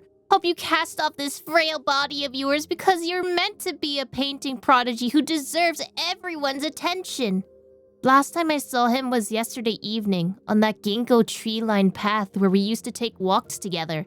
He just vanished into the deep shadows of the ginkgo leaves where the moonlight couldn't reach, as if he'd never been there at all. It reminds me of the day I saw you off from school. Your farewell was so bizarre. You went on about what nice weather and it's getting dark so early. And then something like, the moonlight is charming tonight. Cypress, all I really wanted to hear back then was you telling me that you'd actually come back. Oh, by the way, why were you so mad before you left? I've been reading more books like you told me to. Postface, about that guy. I went to ask Professor Hain later, and with her eyes wide as saucers, he said, "You might have actually created an Imagenae." By the laughter, she had to be joking. I'm the one who's always counting down in school. Oh, and by the way, you didn't leave me a way to contact you. I left the letter in your drawer. Read it once you're feeling better. Class 7, Senior Year, Clarissa. Legend of the Demons from Beyond, a myth about the Antimatter Legion's descent and Graphia's salvation of the world. The legend of the demons from beyond has always been an internal theme in Planarcadia's artistic creations. However, the endless stream of adaptations and reinterpretations has long since stripped this ancient tale of its original form. I've scoured through countless fragments and filtered out the more credible amounts in an attempt to restore the legend to its earliest incarnation, which wasn't some power fantasy where justice sweeps away evil, but rather a tragic ballad of civilization's fall into an abyss of suffering. In 2148 AE, after sweeping through countless star systems, the Antimatter Legion extended its claws of destruction towards what is now known as the Consternation Star Zone. Naturally, the planet once called Benzai Tengoku could not escape this fate, and thus began the Cinder Earth Age. People were shocked to discover that the towering structures had risen from the ground overnight, and simultaneously, countless unspeakable monsters poured forth from within. These monsters came to be known as Demons from Beyond, and this war was called the Demonic Apocalypse. Though much of the historical record has been lost, we can still glimpse the despair of that era through the eyes of those who came after. An entire segmentum was set ablaze, and a century later, neighboring worlds could still witness the stars burning fiercely across the heavens. In the face of this crisis, the survivors of the ancient Benzai Tengoku came up with 4 strategies. The first group is the defectors. Seeing no hope in resistance, they gave in to despair and threw their lot in with the destruction. I won't waste ink on them. The second group is the resistors. Under the leadership of the legendary artist Grafia, This faction wielded the art of Imagenesis with the tip of their brushes, bringing powerful creations from canvas to life and granting them sentience. Had these first Imagenae not significantly slowed the onslaught of the demons from beyond, Planarcadia would have long since become a barren wasteland. The third group is the Evacuators. They had both power and wealth, though they were the smallest in number, mostly former elites. Years later, descendants of the survivors returned to Planarcadia and claimed, "If it weren't for us seeking help from the Interastral Peace Corporation and subsequently salvaging the world in canvas, where would Planarcadia be today?" Without delving into the veracity of such shameless rhetoric, history will render its own fair judgment. The fourth group is the Help Callers. Their accounts are the hardest to verify and a hotbed of fictional history. The numerous versions currently circulating claim aid from practically every eon. For example, the Abundance's blessed gifted dimension reduction meds, Machiavelli's resurrection to the rescue, Aha's roaring laughter scaring off Nanook, and so on.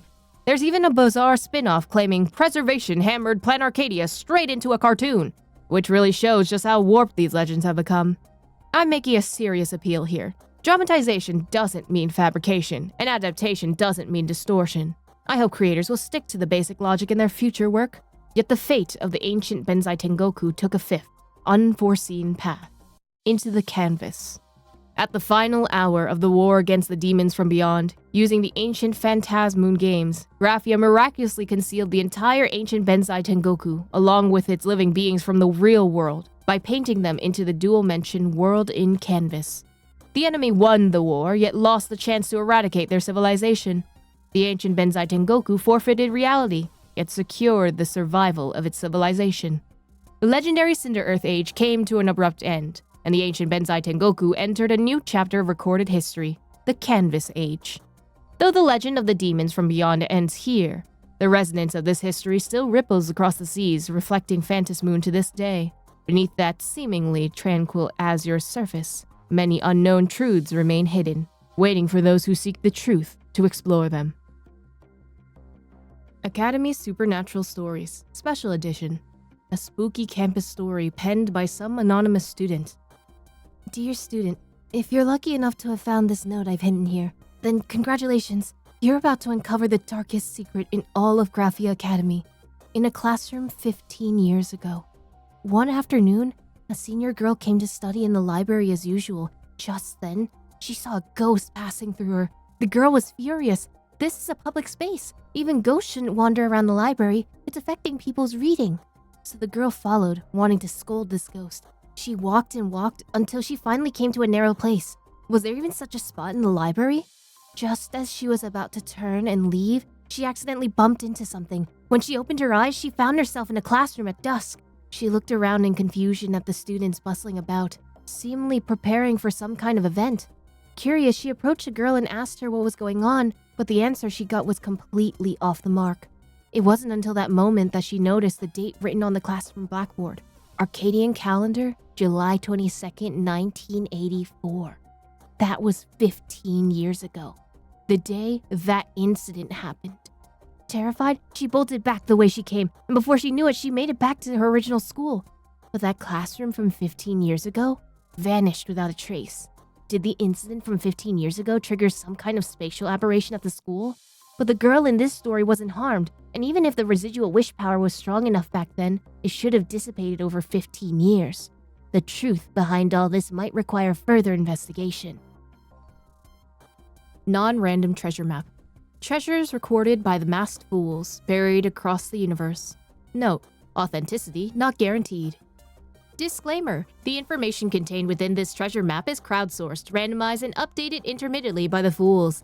It is provided for reference purposes only. We provide no warranty regarding the veracity of the content, the safety of the routes, or the continued availability of said treasure. Notwithstanding the foregoing, is a game not played for its own sake, a mere pastime regardless of the outcome, the very elation we seek. 011. Color Vial. As everyone knows, a certain phantom thief once stole 2 colors from the Veropa system, causing anyone who enters it to experience severe visual distortions. Even after this mysterious pathstrider was arrested, though he later vanished without a trace from the IPC's prison, it's hard to say if they actually caught him. The stolen goods were never recovered. Rumor has it he didn't steal the colors, but sealed them in glass vials and hid them somewhere in Veropa. If you're itching for a treasure hunt but don't want too much trouble, this route's your best bet. 039. Ring of Misfortune. The masked fool Absenti always shows up uninvited, appearing in the most chaotic and dangerous places. He's obsessed with experiencing brilliant and glorious stories, recording them with his paintbrush. Legend has it that Aha once lost a Ring of Misfortune to him in a wager. Whenever he wears it, a series of coincidences guides him straight to wherever misfortune lurks. Rumor has it, seriously, why is everything a rumor? Are you fools just sitting around twiddling your thumbs? That before Absenti renounced his identity as a masked fool and left the tavern, he casually tossed this ring through one of the doors at the world's end. As for where that door actually leads, well, that's entirely up to luck. 040. Stylistic Shift. One of the oldest drink recipes at World's End. Upon consumption, the drinker and all matter within several thousand meters undergoes some kind of malleable transformation, with the physical laws themselves shifting accordingly. This recipe was lost shortly after the Swarm disaster until Amber Era 2121, when Pablo discovered traces of the universe's art style have changed in an asteroid belt within the Sigma 2 system. Over the years, countless fools have ventured here seeking adventure. Perhaps you'd be the one to restore the World's End to its former glory. 100. An Eon's Treasure Trove. Life on the sunless world of Nerode has left its inhabitants entirely photophobic. According to a masked fool from those parts, the planet's everlasting night isn't the result of a mere eclipse or choked atmosphere, but from something far more oppressive and warped. Word has it that an Eon shadow lurks beneath the surface, dragging the entire world down into the darkness of their path. Unreliable reports claim the mysterious force departed Nord several Amber Eras ago. However, the celestial body remains shrouded in darkness, suggesting these rumors may be unfounded. For the daring, the prize remains unclaimed. Caution is advised. Nord's indigenous population is notoriously savage and predatory. Ensure full combat readiness before attempting a landing. Clipping of the Herald of Death incident. A brief news clipping about the Herald of Death incident from 15 years ago. A clipping assembled from various fragments of old newspapers, covered in hasty underlines and scribbled annotations. Supplicants run amok, ceremony stained with blood. What lies ahead for the Phantasmoon games? On July 2nd, year 1984 of the Arcadian calendar, a supplicant entered Graphia Academy. Using the school as a starting point, the perpetrator murdered 22 students preparing for the anniversary celebration before advancing towards the Dovebrook district. The rampage resulted in a total of 146 casualties among innocent citizens, with hundreds more caught in the crossfire, with most suffering secondary trauma directly or indirectly. The victims have been rushed to various major hospitals across Dual-Mention City for emergency treatment. Note: the terror of the populace has provided a massive surge of wish power to the supplicant known as the Herald of Death. This immense path energy is now concentrated within a pathstrider blessed by the Mask of Elation. The Department of Aberration Defense has issued a statement confirming the successful suppression of out-of-control supplicant. Several supplicants died during the operation to take down the Herald of Death, and this round of Phantasmoon games may be forced to shut down. Note: the IPC's records are furiously vague about the Herald of Death's abilities and how it was taken down. Reason? Unknown. Revelry under the shadow of fear. Recently, the program Please Be Happy, launched by Seafield TV, has caused a major stir throughout Planarcadia. Some viewers claim that seeing victims move beyond their past and face the future is proof that Planarcadia is finally stepping out from the shadow of the bloodstained games and towards a new beginning. However, others argue that this practice, akin to tearing open the wounds of the Herald of Death survivors for public consumption, is a symptom of a growing sickness within Planarcadia. These critics suggest that the public doesn't truly care if the victims find happiness. Rather, they are simply using those smiles as a tool to conquer their own deep-seated fears. Note: Seafield TV has since been restructured into Fulwish TV. An execution long overdue. On July 22nd, year 1994 of the Arcadian calendar, the Department of Aberration Defense announced that the death sentence of the Herald of Death was carried out today. However, this decade-late execution has done little to quell the public resentment towards the Interastral Peace Corporation. Protests of varying scales have broken out across Dual-Mention City, Seafield City, and several other regions. The IPC resident overseer has yet to issue a response regarding the unrest. 10 years have passed since the Herald of Death incident, and Planarcadia has entered a period of peace and tranquility rarely seen in a century.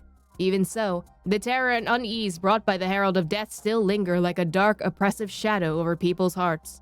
Survivors burdened by the pain of their survival took their own lives, and the orphans of the bloodstained games became scars etched into Planarcadia.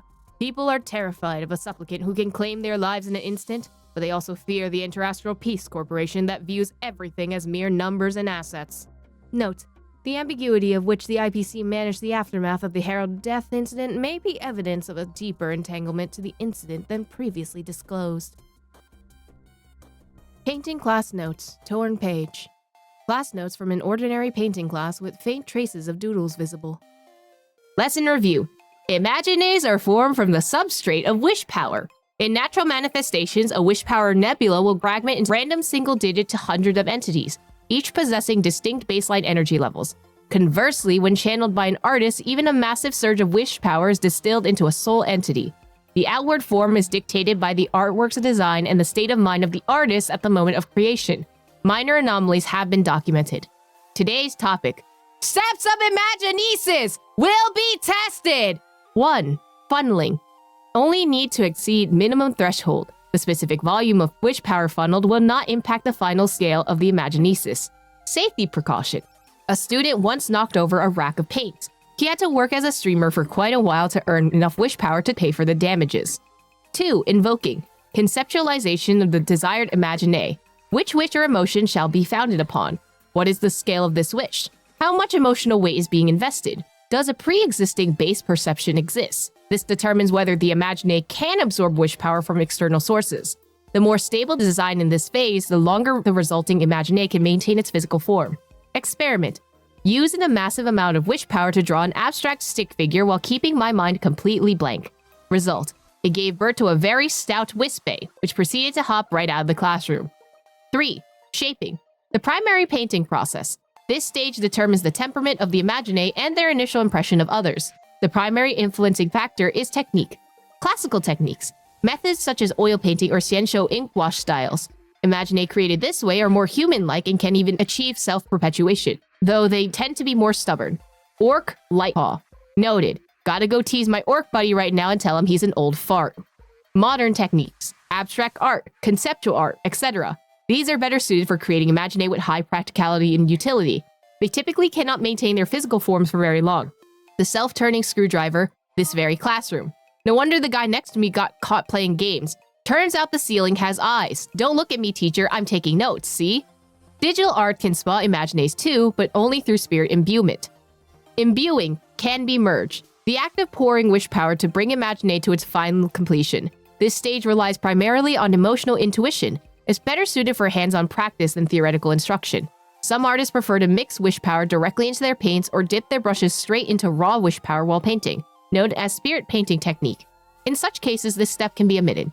Post-imbuement can compensate for the risk of spirit painting. Spirit painting requires absolute unwavering concentration. If one's focus wavers halfway through, the half-finished work might literally grow legs and run away. Many famous Imagenaes actually originated at these half-finished accidents, so it cannot be strictly defined as a flaw. 5. Feeding. This wasn't in the study notes, so it's going to be a major exam point. Not on the test. Not bothering with it. Professor actually memorized the favorite foods of every single Imagenae. Surely we don't have to do the same. Everyone just got a group text from the professor saying she's late because of an aberration fight in Duo Mention City. Wait, if she's late, then who's the one teaching right now? Wait a second, why did the teacher start dancing? The best fun of the year. An aberrant Imagenae with transformation powers posed as our professor and taught a whole class without getting caught. Honestly, she's a better teacher than our actual one. Flyer with a smiley face. A flyer advocating that people should smile. Part of it has been torn off. Look at you following your curiosity and destiny to pick up this very flyer. We know you're looking for a bit of comfort. Maybe you're weary of a life that never changes, or perhaps you're barely hanging on through that rough patch. We've got an answer. Don't run off just yet. I promise this isn't a scam involving dodgy meds or some amulets that'll cost 80% of your credits. The answer we're talking about is the most natural thing in the universe. Something every living being understands by instinct. A smile. You might argue, how can I smile when I'm not even happy? You've got it backwards. Believe it or not, it actually works the other way around. Keep a smile on your face and happiness will come knocking at your door. Let me tell you a story. Not long ago, there was a ploo who ran a shop. He opened early and closed late, but hardly anyone ever visited. He wasn't making many credits, so he spent his days moping, which only made people stay away even more. Then he found our flyer, the previous version. We're always updating our stories. He was skeptical, but he figured his life couldn't get any worse, so he gave it a shot. He started smiling at every customer. People began to talk, wondering what good news he was hiding. It was working, but he soon realized that smiling all the time is hard work and started to have second thoughts. When we heard about his struggle, we rushed over to give him as much help as possible. Soon after, his shop was seeing 1,000 times more customers than before. To this day, he's still smiling from the bottom of his heart. What a result! Getting interested? If you want to know the secret to keeping a smile on your face at all times, just ask. The following pages are ripped off. Phantasmoon Games Winners Traces, Arcadia Variations. An entertainment read collecting all the fun that Phantasmoon Games winners have brought to Planarcadia. It's that time of year again, the Phantasmoon Games. 8 supplicants take turns performing miracles using fun and spectacles to grab everyone's attention in Planarcadia, all for a chance to meet the Eon and gain the power of Elation for 1 minute. Truth be told, most people have 0 experience being a god. Even Eon's power isn't a fix-all. Knowing how to use it is a form unique to Aha. When people get that 1 minute of power, their imaginations usually run wilder in the worst ways, turning Planarcadia upside down. This article focuses on the folks who weren't exactly geniuses and the chaos they unleashed. Since time in the world of Canvas doesn't match up with the real world, we'll be using the Arcadian calendar to track these traces. Sleep is priceless. Word has it that back in 2145 AE, when the winner of that year's Phantasmoon Games was announced, the Carefree was busy taking a nap. Aha actually went to her apartment and shook her awake themselves.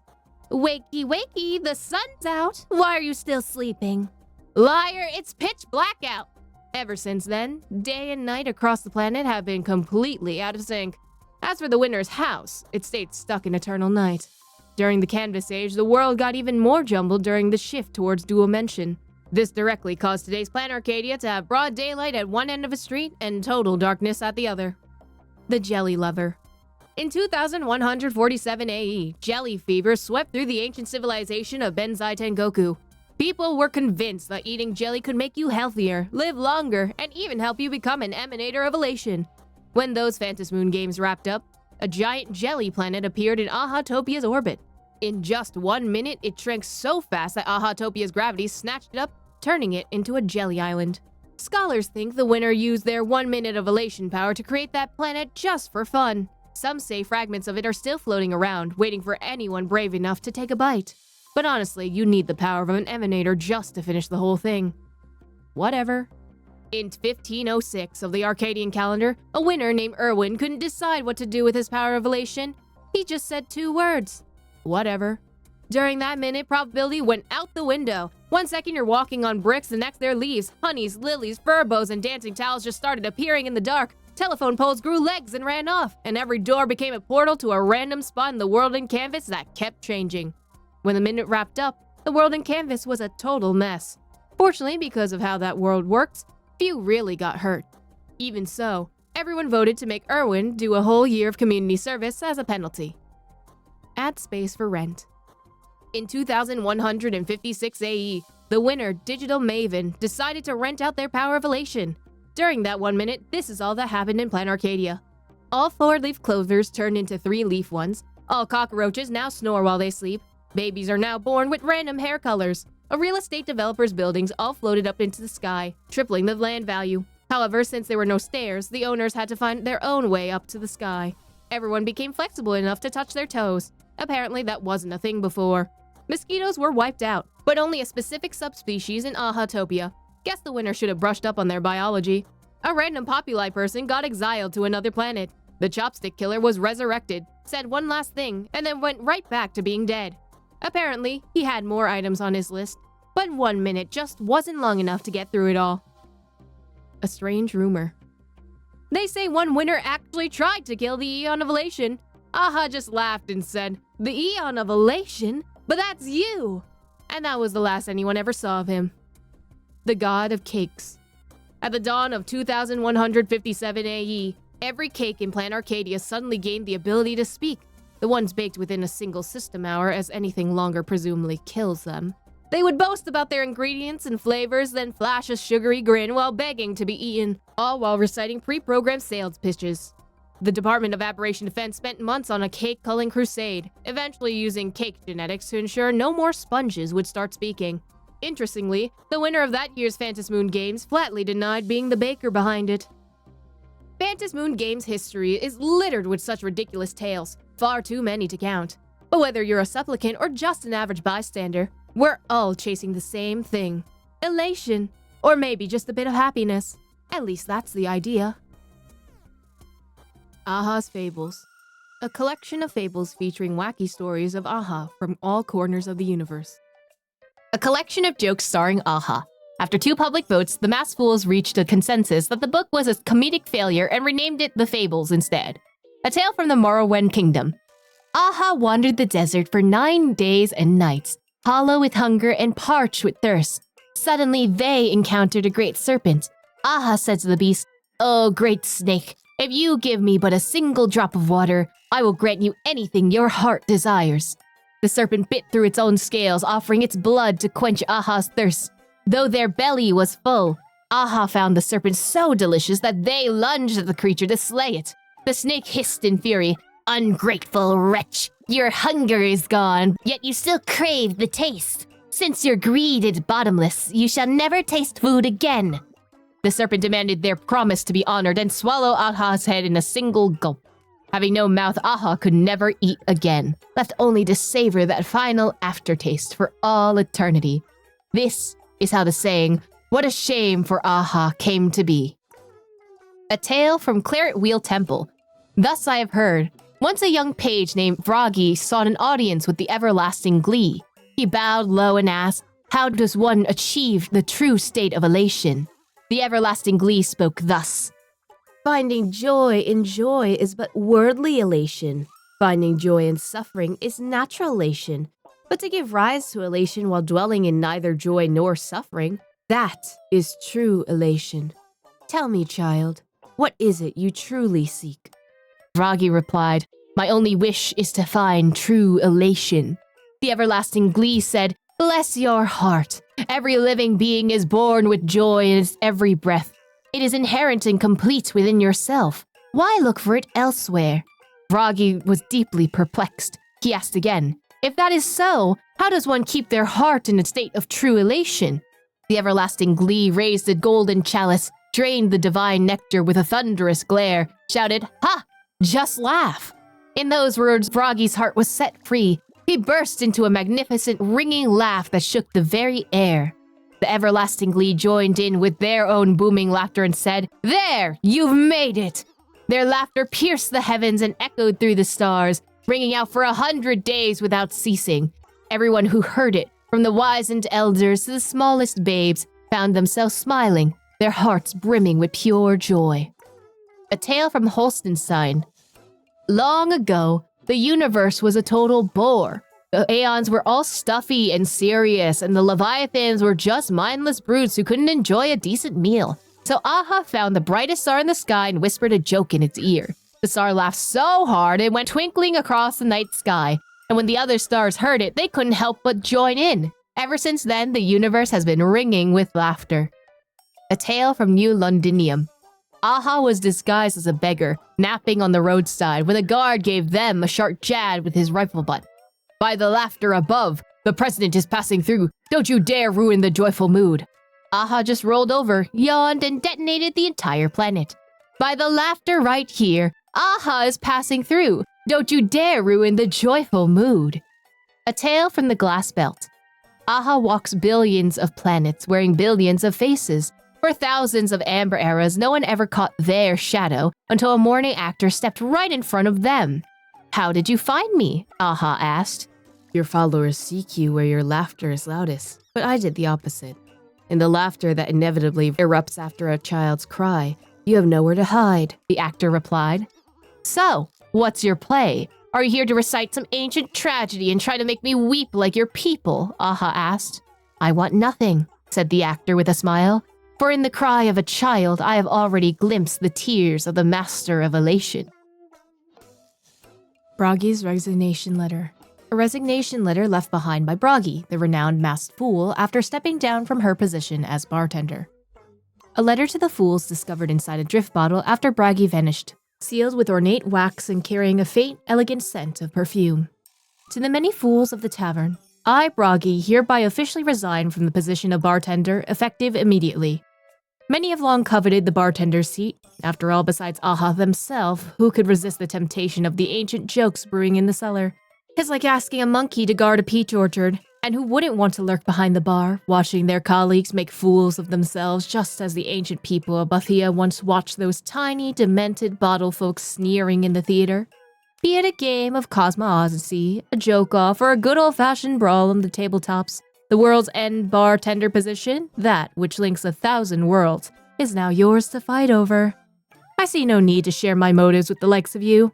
If a fool's prank is laid bare from the start like a spoiled detective novel, it ruins the fun for both the author and the audience.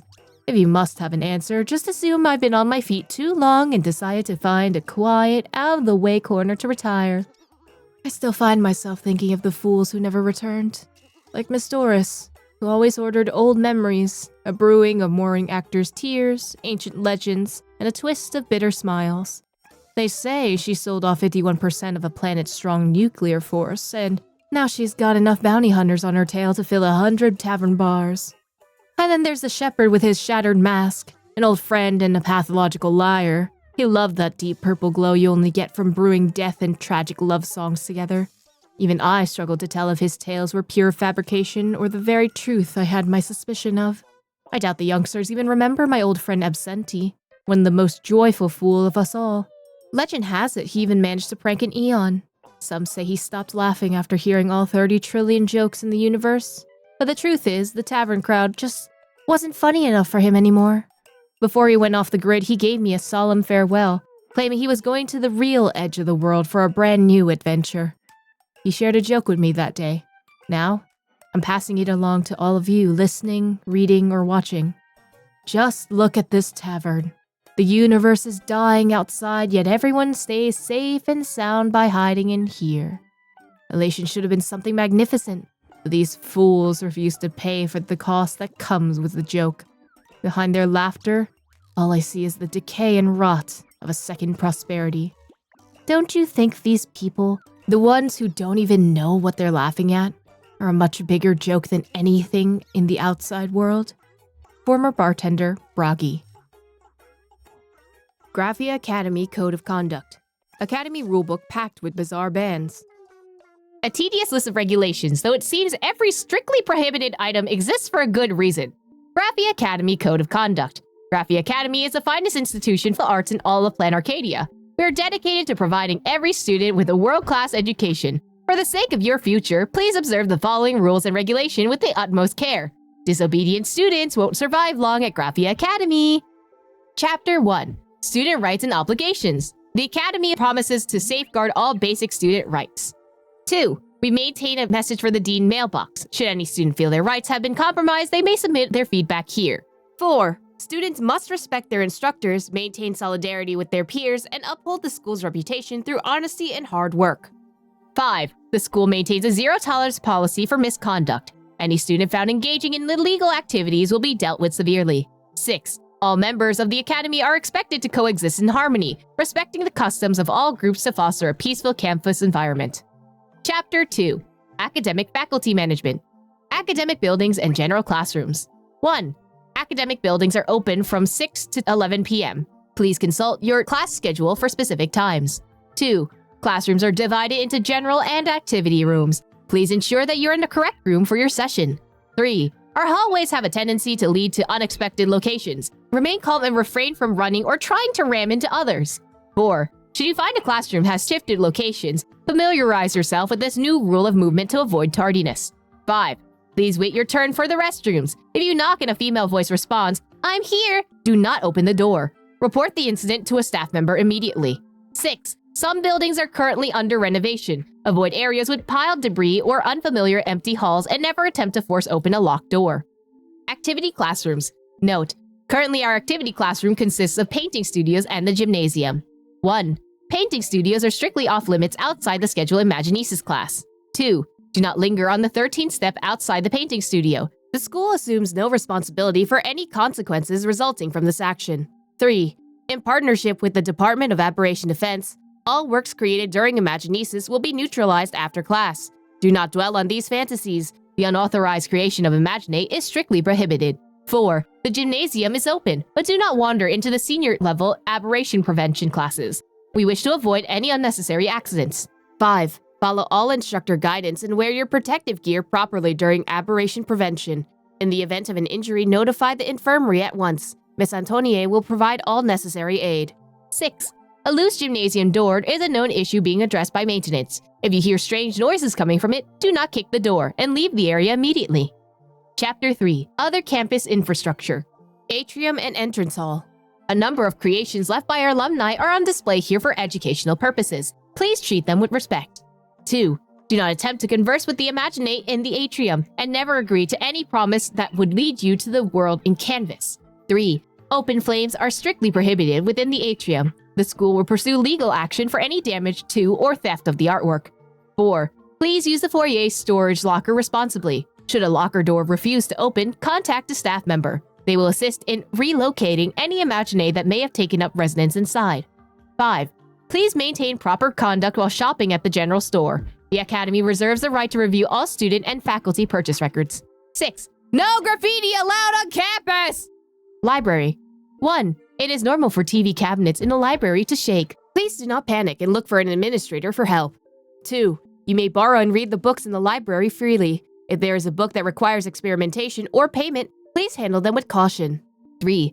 Please strictly abide by any other requirements from the librarian. Chapter 4. Club Management Regulations.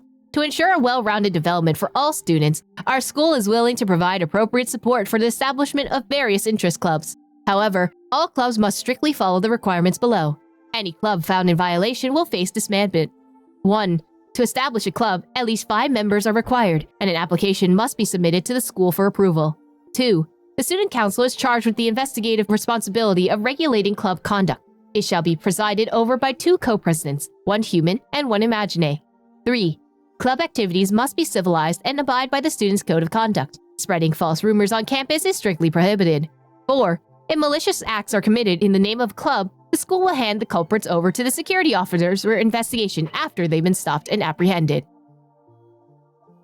Magical Girl's Oath. An employment contract from the Magical Girl Troupe. The whole thing practically reeks of corporate business.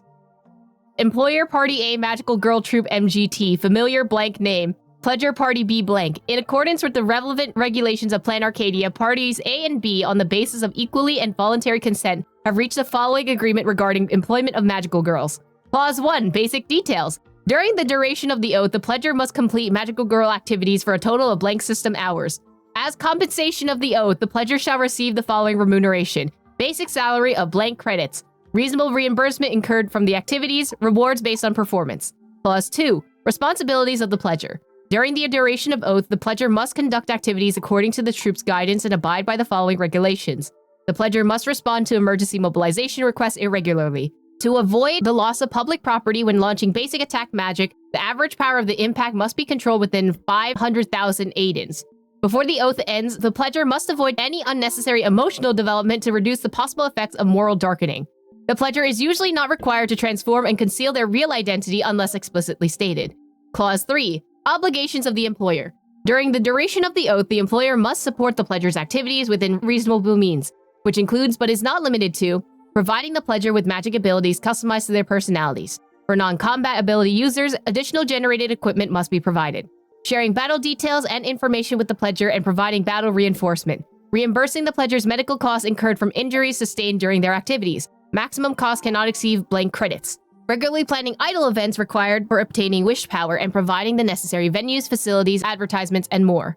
Clause 17. Nurturing responsibilities.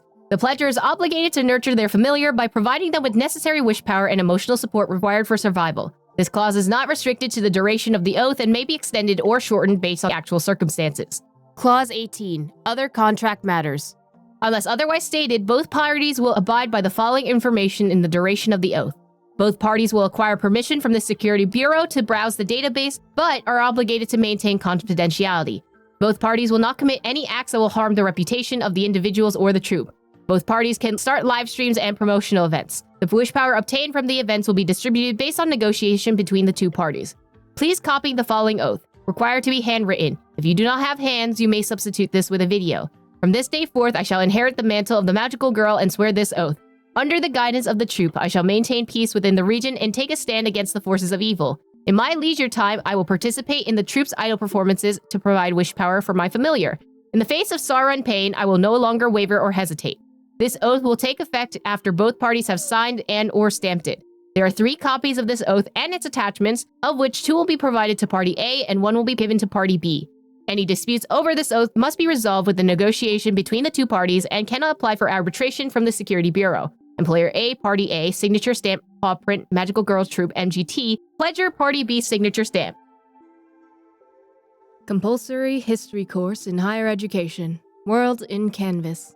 A historical lecture series introducing the political life during the Canvas Age. Lesson 1. Social Structure of the Canvas Age.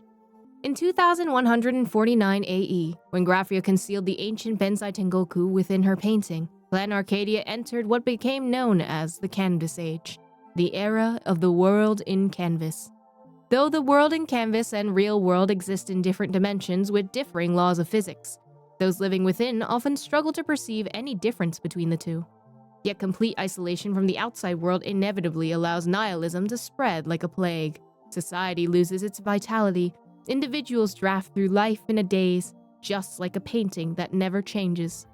To break the stalemate, people place their hopes in an ancient ceremony, the Phantasmoon Games. By selecting suitable supplicants and having them perform all manners of incredible feats, they could bring joy throughout the power of elation, delighting all living beings and breathing new life into the painting. The victors of the Phantasmoon Games and their families were usually expected to take on the mundane management and related obligations of the world in canvas, becoming de facto administrators, though a considerable number of victors chose to erase their winning records, thus successfully avoiding this responsibility. It wasn't until the Interastral Peace Corporation intervened after emerging from the canvas that Planarcadia's operations and management gradually became decoupled from the Phantasmoon Games. King of Entertainment.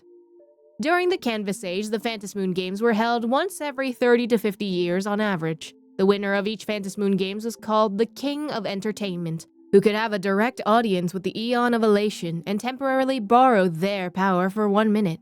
There have been many different theories regarding the exact title of the winner, with King of Entertainment being merely the most credible one thus far. Super Fun Lover, Duke of Elation, Emperor of Haha, the archaeological community has made several breakthrough advances regarding the truth of history, but each title has ultimately been discovered to bear traces of the history fictionologists. The King of Entertainment carries the people's wish for change. While most people of entertainment have permanently altered the history of Planarcadia, a few have failed to fulfill their duties, squandering precious opportunities. For instance, one King of Entertainment simply wanted to catch a glimpse of Aha and had absolutely no interest in powers of elation. To make things worse, they didn't even tell the people what Aha actually looked like in the end. However, the Phantasmoon Games itself brought about enough change. Unlike the pre-Cinder Earth Age vision where style trumps substance, the Phantasmoon Games of the Canvas Age became wildly unrestrained and ludicrous. People would prank each other fearlessly, crack all kinds of crude jokes, and it eventually turned into a full-blown carnival that everyone got in on. Aristocrat of the World in Canvas. During the Cinder Earth Age, certain factions made remarkable achievements in war. They continued to grow and prosper in the Canvas Age, gradually evolving into several indigenous aristocrat families. Among the most renowned are the Graphia family, who pioneered technology for Imagenesis, the Alpha family, known for their weapon craftsmanship, and the Noor family, who once rallied numerous military reinforcements from beyond the sky. With their substantial prestige and wealth, as well as deep-rooted connections to the Imagenae, these great families enjoyed unparalleled advantages in the Phantasmoon Games. That said, since the world in Canvas didn't have any cutthroat competition over resources, the King of Fun's role was more about coordination than dominance. Essentially, it is merely a position for everyone's entertainment. The major families were actually more focused on maintaining public order and handling day-to-day production and business operations. In a way, they also had to clean up the chaos created by the Phantasmoon Games. At the same time, the Phantasmoon Games' core pursuit of fun and fulfilling people's wishes kept any potential monopolistic behavior in check. So while aristocrats had an easier time getting into the Phantasmoon Games, the scenario depicted in later entertainment media where the games were exclusively dominated by the nobility never actually happened. Extended reading. In a frenzied dance before the gods, masked rulers fall, their thrones replaced by others. All colors fade, to nothingness they came. Only the moon remains the same. This is a short poem by Slave Hallier, a renowned poet from the late Canvas Age, depicting the scene of fallen nobility and changing eras after the Interastral Peace Corporation salvaged the old world back to reality. Post-class reflection. 1. Compare and analyze the Phantasmoon games from the Canvas Age versus now. What are the similarities and differences in their nature? 2. If you became the king of entertainment, what kind of history would you want to create? Compulsory history course in higher education, Whistle of a New Era. A historical lecture on the IPC's influence over Planarcadia. Lesson 7. Back to reality. In the early Cinder Earth Age, as the Antimatter Legion bore down with overwhelming force, a faction of escapists seized the moment and boarded starships bound for deep space, vowing to preserve the legacy of Benzai Tengoku. During this time, many friends from beyond the sky came to Planarcadia, attempting to rescue the old world trapped within the painting, but all returned empty-handed. Here, we extend our gratitude for their selfless efforts. In 2155 AE, a ship that had escaped from the ancient Benzai Tengoku was lucky enough to arrive at New Londinium, an industrial planet under the IPC. The captain described the existence and plight of their homeland to the local governor, who immediately took great interest and reported it to the Marketing Development Department headquarters. In 2156 AE, at the behest of Director Osvaldo, the Marketing Development Department's research fleet arrived in Aha-topia, marking the debut of Planarcadia as we know it today on the stage of history. Worlds Reborn Initiative. The Worlds Reborn Initiative is a large-scale project led by the Interastral Peace Corporation, aimed at extending a helping hand to multiple worlds ravaged by the Antimatter Legion. The initiative is dedicated to salvaging and restoring pre-Cinder Earth Age legacies from paintings, transforming Planarcadia into a cultural paradise belonging to the entire universe. Upon arriving at Planarcadia, the IPC representative personally entered the world in canvas and held cordial and friendly exchanges with the residents, transmitting the following information.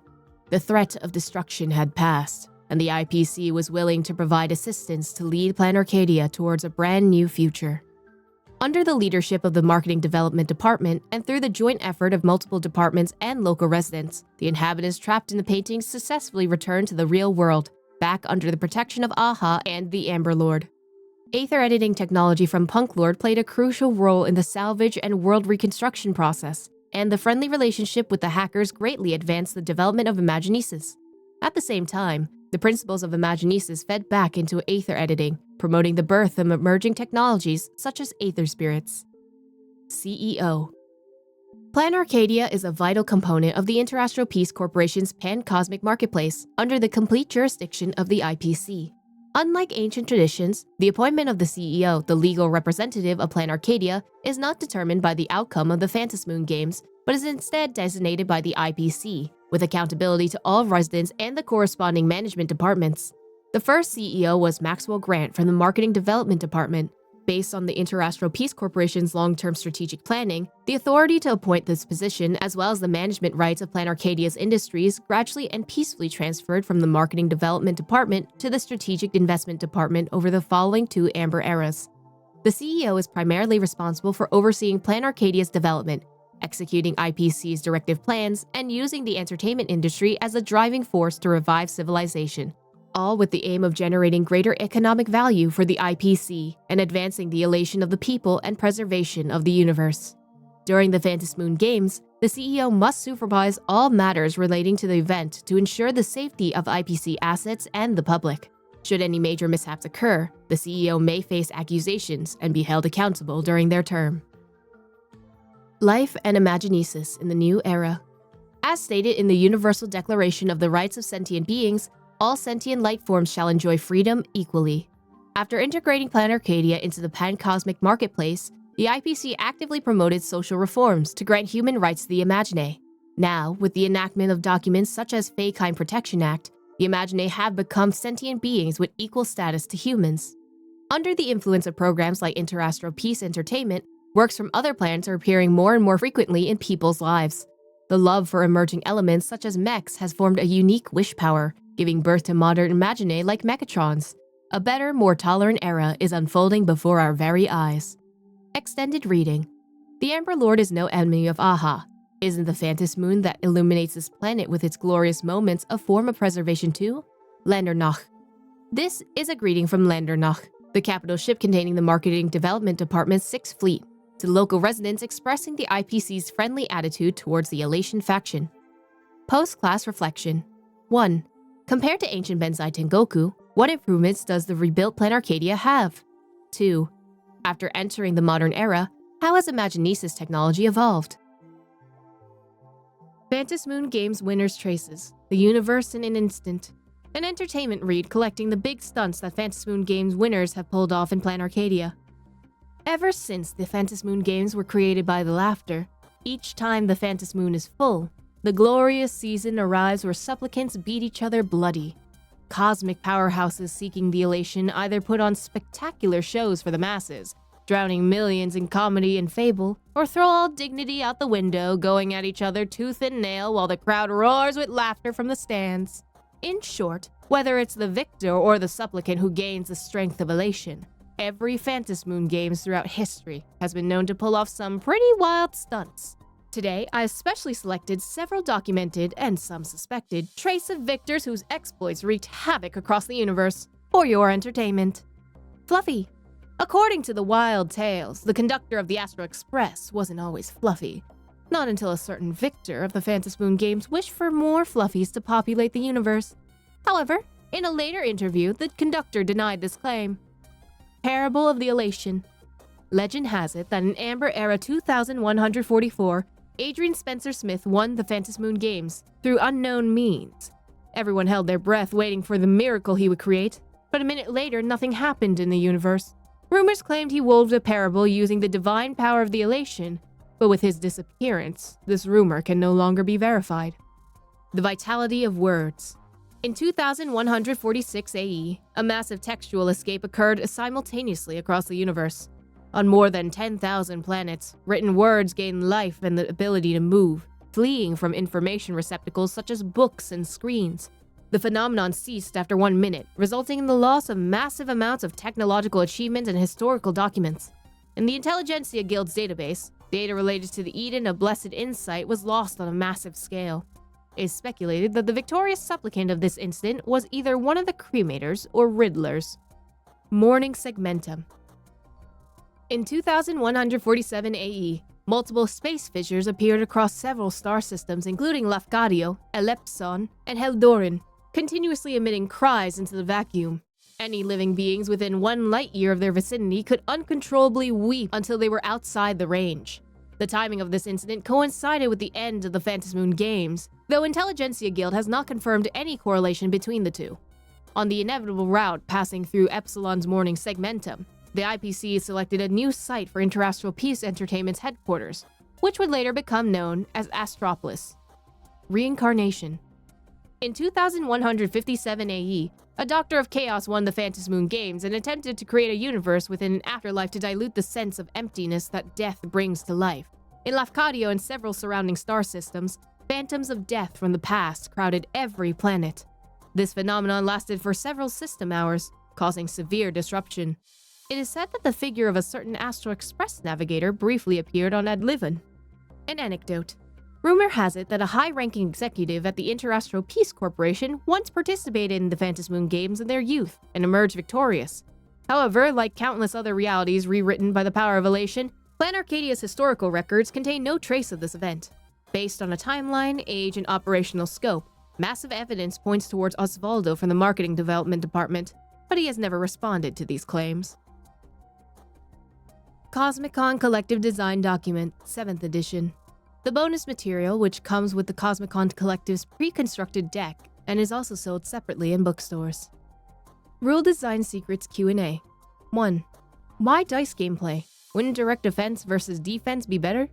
In combat power debates, the most common rhetorical trick is, what if some character was at their peak? Or, what if they performed exceptionally well? Everyone seems to assume that combat power fluctuates. So we incorporated this trait into the design, giving luck a certain role. That way, if you lose, you can just blame it on Aha. 2. Why does the weather have such a huge impact on matches? Good question. That's probably because someone up there is pulling the strings. 3. I got absolutely wrecked by a totally insane card/prismatic die. That was terrifying. Why not check out our latest expansion pack? Product release history, pack instruction. Volume 1, Aeonic Alliance. The memorable debuted expansion pack, featuring cards primarily based on real Eons and representatives of known factions. It took Planarcadia by storm upon release, went through 30 reprints before being discontinued, and was subsequently inducted into the Hall. Cards in the Hall are classified as exclusive collection items and are banned from official matches. Volume 2, Cutie Pie Rumble. Some players said, Even just imagining battles between Eons is way too intense. Got anything a bit gentler? So for the second expansion, we settled on the cutest, most harmless creatures in the cosmos. Cats and dogs, warp trotters, tuskspurs, doomdays bees, wobbaboos, telepathic spiders, you name it. Unsurprisingly, this expansion was a massive hit the moment it dropped. Just picture all these cutie pies playfully tussling. It's gotta be the most heartwarming thing ever. Volume 14.5, A Day in the World, also known as the Ultimate Fake Card Collection. The producer had a wild idea one day, rambling on about creating a special edition that's closer to everyday life. And thus, this expansion pack was born. As for what's inside, well, see for yourself. Vending machine by the school gate, rarity, normal. D4 × 1, attack level 1, defense level 1. After the price per pack skyrocketed to 100,000 credits and the community meme vending machine solos the Amber Lord went viral, expansion packs were added to the restricted use list, but several have recently been unbanned. Volume 35, Fluffy Rally, Fluffy Across the Blue collaboration. A popular comic based on the trailblazing Astral Express has finally received an official collaboration following fan demand. Still debating whether Baseball Raccoon or March Bunny is the bigger glutton? Settle it once and for all with the Cosmicon Collective's latest expansion pack. Official effects in development. Stay tuned. Finally, I'd like to explain the world building of this game. Use virtual space for safe competition to influence faction wars out of humanitarian reasons? Heroes from every universe receive a letter one day, inviting them to the most prestigious Battle Royale tournament? No. A game for all ages definitely doesn't need such a complicated world building. What you love is your world. Honorary founder, Giovanni. The content of this design document involves adaptation and refinement, and bears no direct connection to Mr. Stephen Loy's patented Cosmic Combat Ability Calculation System. All rights of the final interpretation belong to the Interastral Peace Entertainment. Phantasmoon Games Emergency Response Guide. A guidebook for Phantasmoon Games emergencies, printed and distributed by the Department of Aberration Defense. During the Phantasmoon games, numerous unpredictable aberrations and incidents will occur throughout Planarcadia due to factors such as miracles offered by supplicants, oversaturated wish power, and concentrated generation of aberrant disasters. All local residents and off-world visitors are advised to remain calm, stay tuned to news reports from the Department of Aberration Defense, steer clear of dangerous zones, and safely enjoy the Phantasmoon games. Should you encounter any emergencies, please refer to the response guidelines, which can greatly improve your chances of survival. 1. If you find yourself caught in an anomaly triggered by a supplicant, immediately distance yourself and head towards home. During this time, do not respond to any voices coming from behind you or from your right. 2. Home is an enclosed or semi-enclosed space suitable for human habitation, generally containing objects such as chairs, beds, wash basins, etc. If the home you're in does not meet the above definition, immediately read the following. There are no monkeys dancing on giant teeth, and no black lizards can be seen in the whale's belly. Remain still and wait for a safety notice from the Department of Aberration Defense. 3. Safety notices from the Department of Aberration Defense come in several forms: broadcasts, TV news, online streams, and so on. The broadcaster's head should consist of eyes, ears, a mouth, and a nose, not a pineapple or an apple. Related report. Masks of Elation were stolen by the Riddlers. Nouns and verbs in the cognition of ternary city citizens have been swapped, causing mass chaos. Perpetrator still at large. 15. If you lose your way and find yourself within a supplicant's sphere of influence, you can take refuge in a nearby fragment of the world in canvas. But please note, in the vast majority of cases, canvas fragments won't talk, won't laugh, and have no teeth. 16. The safety zone at the edge of the world in canvas retains close to reality's three-dimensional coordinate axes. If you ever notice your body starting to become two-dimensional, immediately turn back the way you came. 30. Objects that fall from the sky en masse are usually rain. Rain is a collection of water, not candy, and definitely not vintage flip phones. If you encounter a similar phenomenon, do not answer messages from the candy and do not eat the phone. 31. A joke is a piece of information designed to induce laughter and does not possess the ability to move. If a joke claims it's heading to its friend the refrigerator's wedding to steal away its electronic toothbrush bride, please board the nearest science fiction novel and get out of there. Related report. A masked fool exploited the gift of laughter to create infinite improbability phenomena in Rainbow City and was subsequently taken down in a joint operation by the Tavern and the Department of Aberration Defense. 102. If you happen to get trapped inside a television, stand as close to the screen as possible to maximize your on-screen appearance. When you hear children's songs being sung in chorus around you, whatever you do not sing along. 103. When attempting the above, make sure you're inside the TV, not trying to walk into it. Related report. Children's program host lures massive audience into a carefree fairy tale kingdom, now officially classified as a kidnapping case. Friendly reminder. This guide will be updated and revised after each round of Phantasmoon games. Please ensure you have the latest version published for the current Phantasmoon games. Wispae and Credit Exchange Agreement. An agreement between the Interastral Peace Corporation and Planarcadia's Council regarding currency exchange protocols. Issued on January 2nd, Arcadian Calendar 1855. Fourth revision on December 3rd, Arcadian Calendar 1993. The Interastral Peace Corporation and the Planarcadia Council hereby agree to the following terms. 1. The Interastral Peace Corporation shall establish and conduct financial business activities related to the residents of the Planarcadia in accordance with the terms of this agreement. 2. To facilitate business and transactions, the Planarcadia Council shall establish an account and, within the territory of the Planarcadia, independently determine the exchange method between Wispae and credits. 3.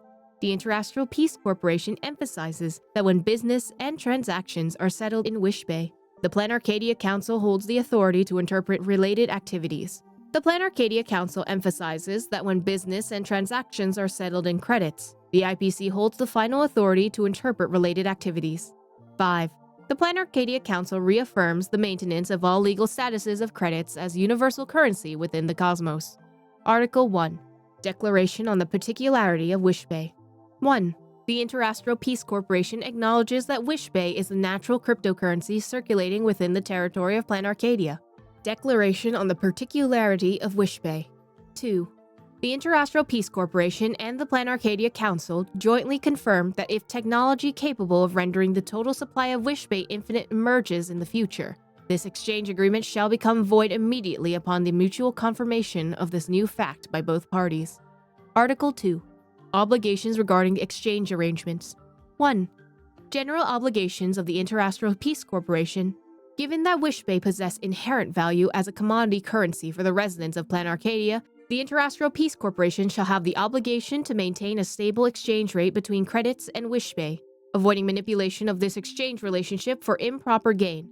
The specific methods for the IPC to fulfill this obligation shall be determined by Annex 1 of this agreement. 2. General obligations of the Planarcadia Council. Given that the credits issued by the Interastral Peace Corporation already hold both legal and substantive status as a universal currency within the galaxy, the Planarcadia Council shall have the obligation to maintain a stable exchange rate between Wispae and credits, avoiding manipulation of this exchange relationship for improper gain. The specific methods for the Council to fulfill this obligation shall be determined by Annex 2 of this agreement. Article 3. On Business and Trade. Brief profile of Millennium Killer victims. A brief dossier recording the 17 victims murdered by the Millennium Killer. Case number 1. Name, Embervox. Occupation, streamer. Race, Plu. Case summary. Found dead in a streaming studio. Lips missing, no signs of forced entry at the scene. Case 2. Name, Io Afterglow. Occupation, singer. Race, Moonlull. Case summary. Found dead in a recording studio. Specialized vocal organ missing. No signs of forced entry at the scene. Case number 3. Name, @ClickMe for Miracles. Occupation, actor. Race, Lightpaw. Case summary. Found dead in a dressing room. Fingernails missing. No signs of forced entry at the scene. Case number 4. Name, Ula Echo Void. Occupation, idol. Race, ghost. Case summary. found dead in a dance practice room, lower body missing, no signs of forced entry at the scene. Case number 5, name, Carlo, the second voice. Occupation, singer. Race, ghost. Case summary, found dead in an artiste resting room, ocular structures missing, no signs of forced entry at the scene. Case number 6, name, Hertzla. Occupation, actor. Race, light paw. Case summary, found dead in a film studio, horn-like structures missing, no signs of forced entry at the scene. Case number 7, name, Varen Hale. Job, streamer. Race, orc. Case summary, found dead in the living room of their home, luminescent markings on the body missing, no signs of forced entry at the scene. Case number 8, name, Tyranno Godfist. Occupation, fighter. Race, Plu. Case summary, found dead in an office, teeth missing, no signs of forced entry at the scene. Case number 9, name, Locke Ricecook. Occupation, chef. Race, orc. Case summary, found dead in a break room, parts of discolored skin missing, no signs of forced entry at the scene. Case number 10, name, Wyron Wildbreath. Occupation, streamer. Race, light paw. Case summary, found dead in a studio, tail missing, no sign of forced entry at the scene. Number 11, name, Sienna Scissorkick. Occupation, fighter. Race, orc. Case summary, found dead in a training room, both ears missing, no signs of forced entry at the scene. Case number 12, name, Hertz Warp. Job, streamer. Race, Moonlull.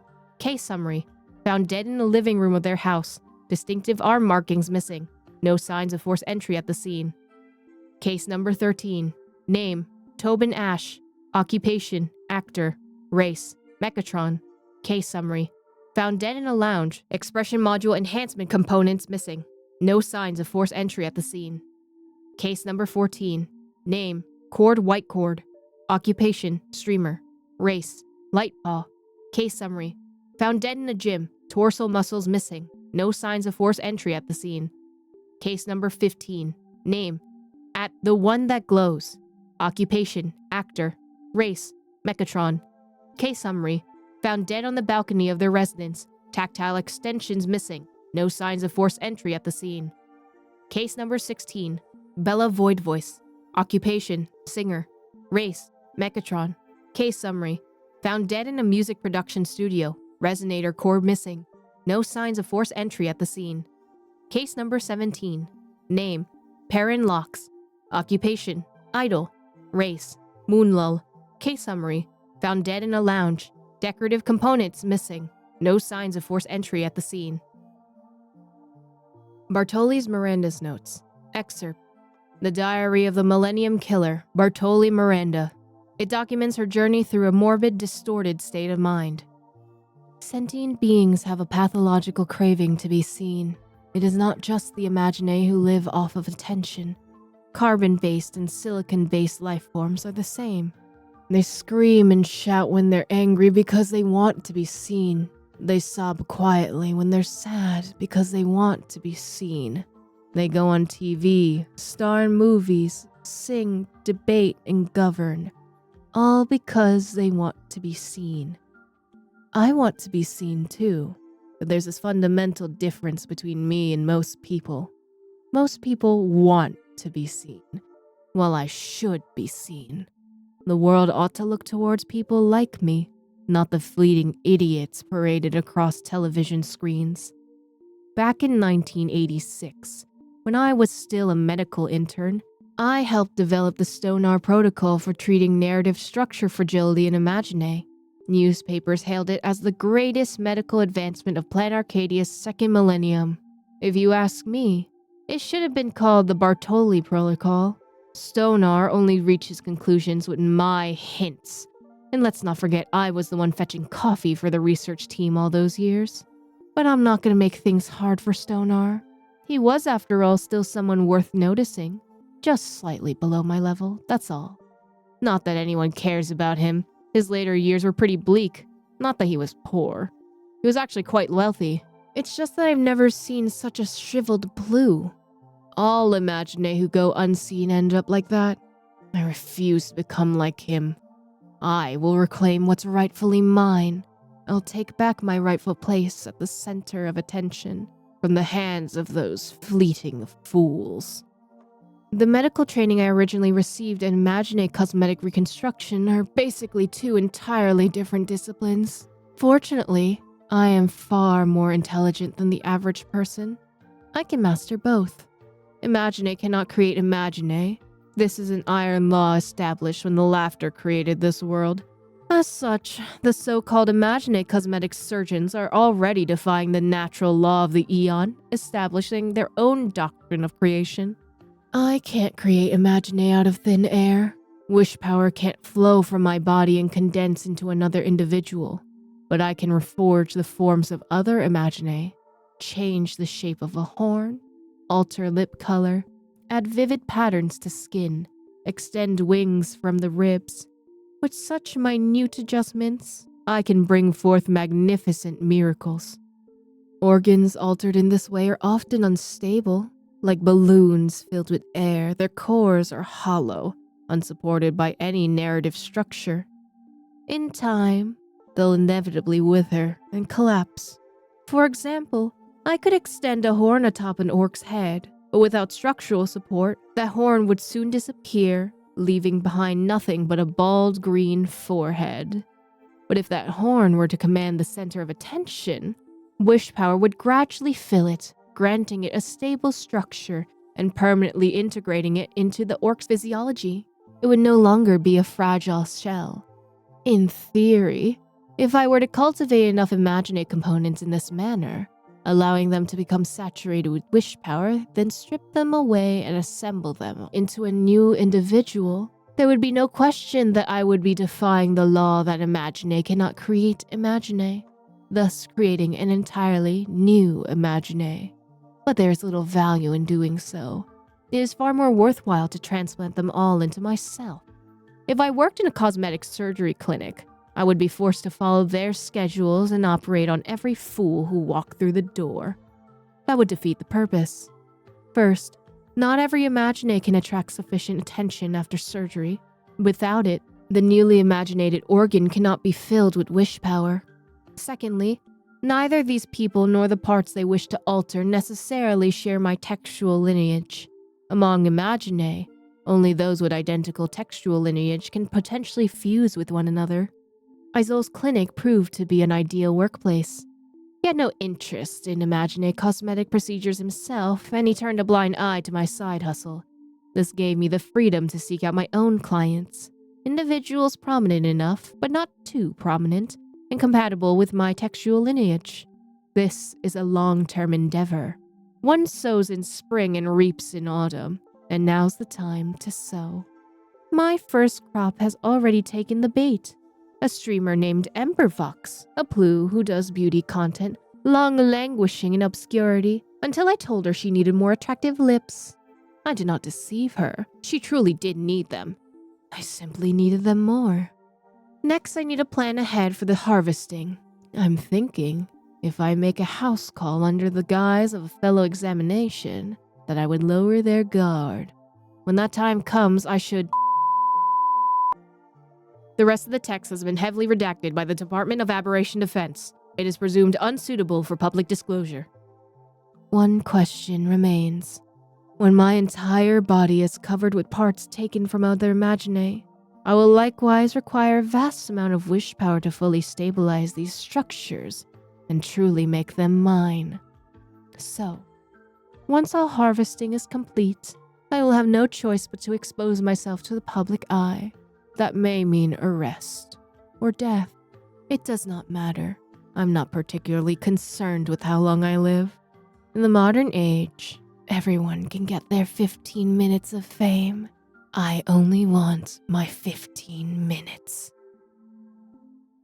Medical record, Fulwish. Medical record of a patient named Fulwish. Name, Fulwish. Sex, female. Homeland, Planarcadia. Species, humanoid. Category, Ahatopian subspecies. Department, Cranial Neurology Department. Chief complaint. After experiencing significant psychological trauma, the patient developed an unknown disorder in the language center. Specific symptoms include an inability to describe negative feedback received by the self and an inability to actively express the pain perceived by the self. Meanwhile, the patient exhibits hallucinatory symptoms, described as the ability to sense the inner desires of others. Past medical history. The patient is in good health with no relevant medical history or family history of hereditary diseases. Patient previously suffered from post-traumatic stress disorder. Examination report.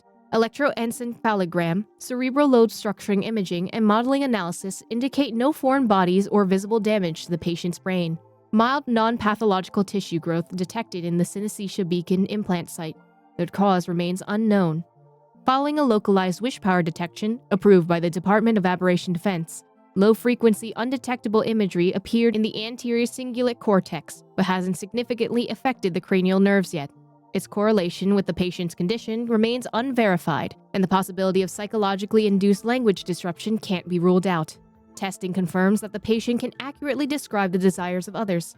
Simultaneously, as the patient verbalizes these descriptions, the empathetic subject experiences intense hallucinations and loses all rationality.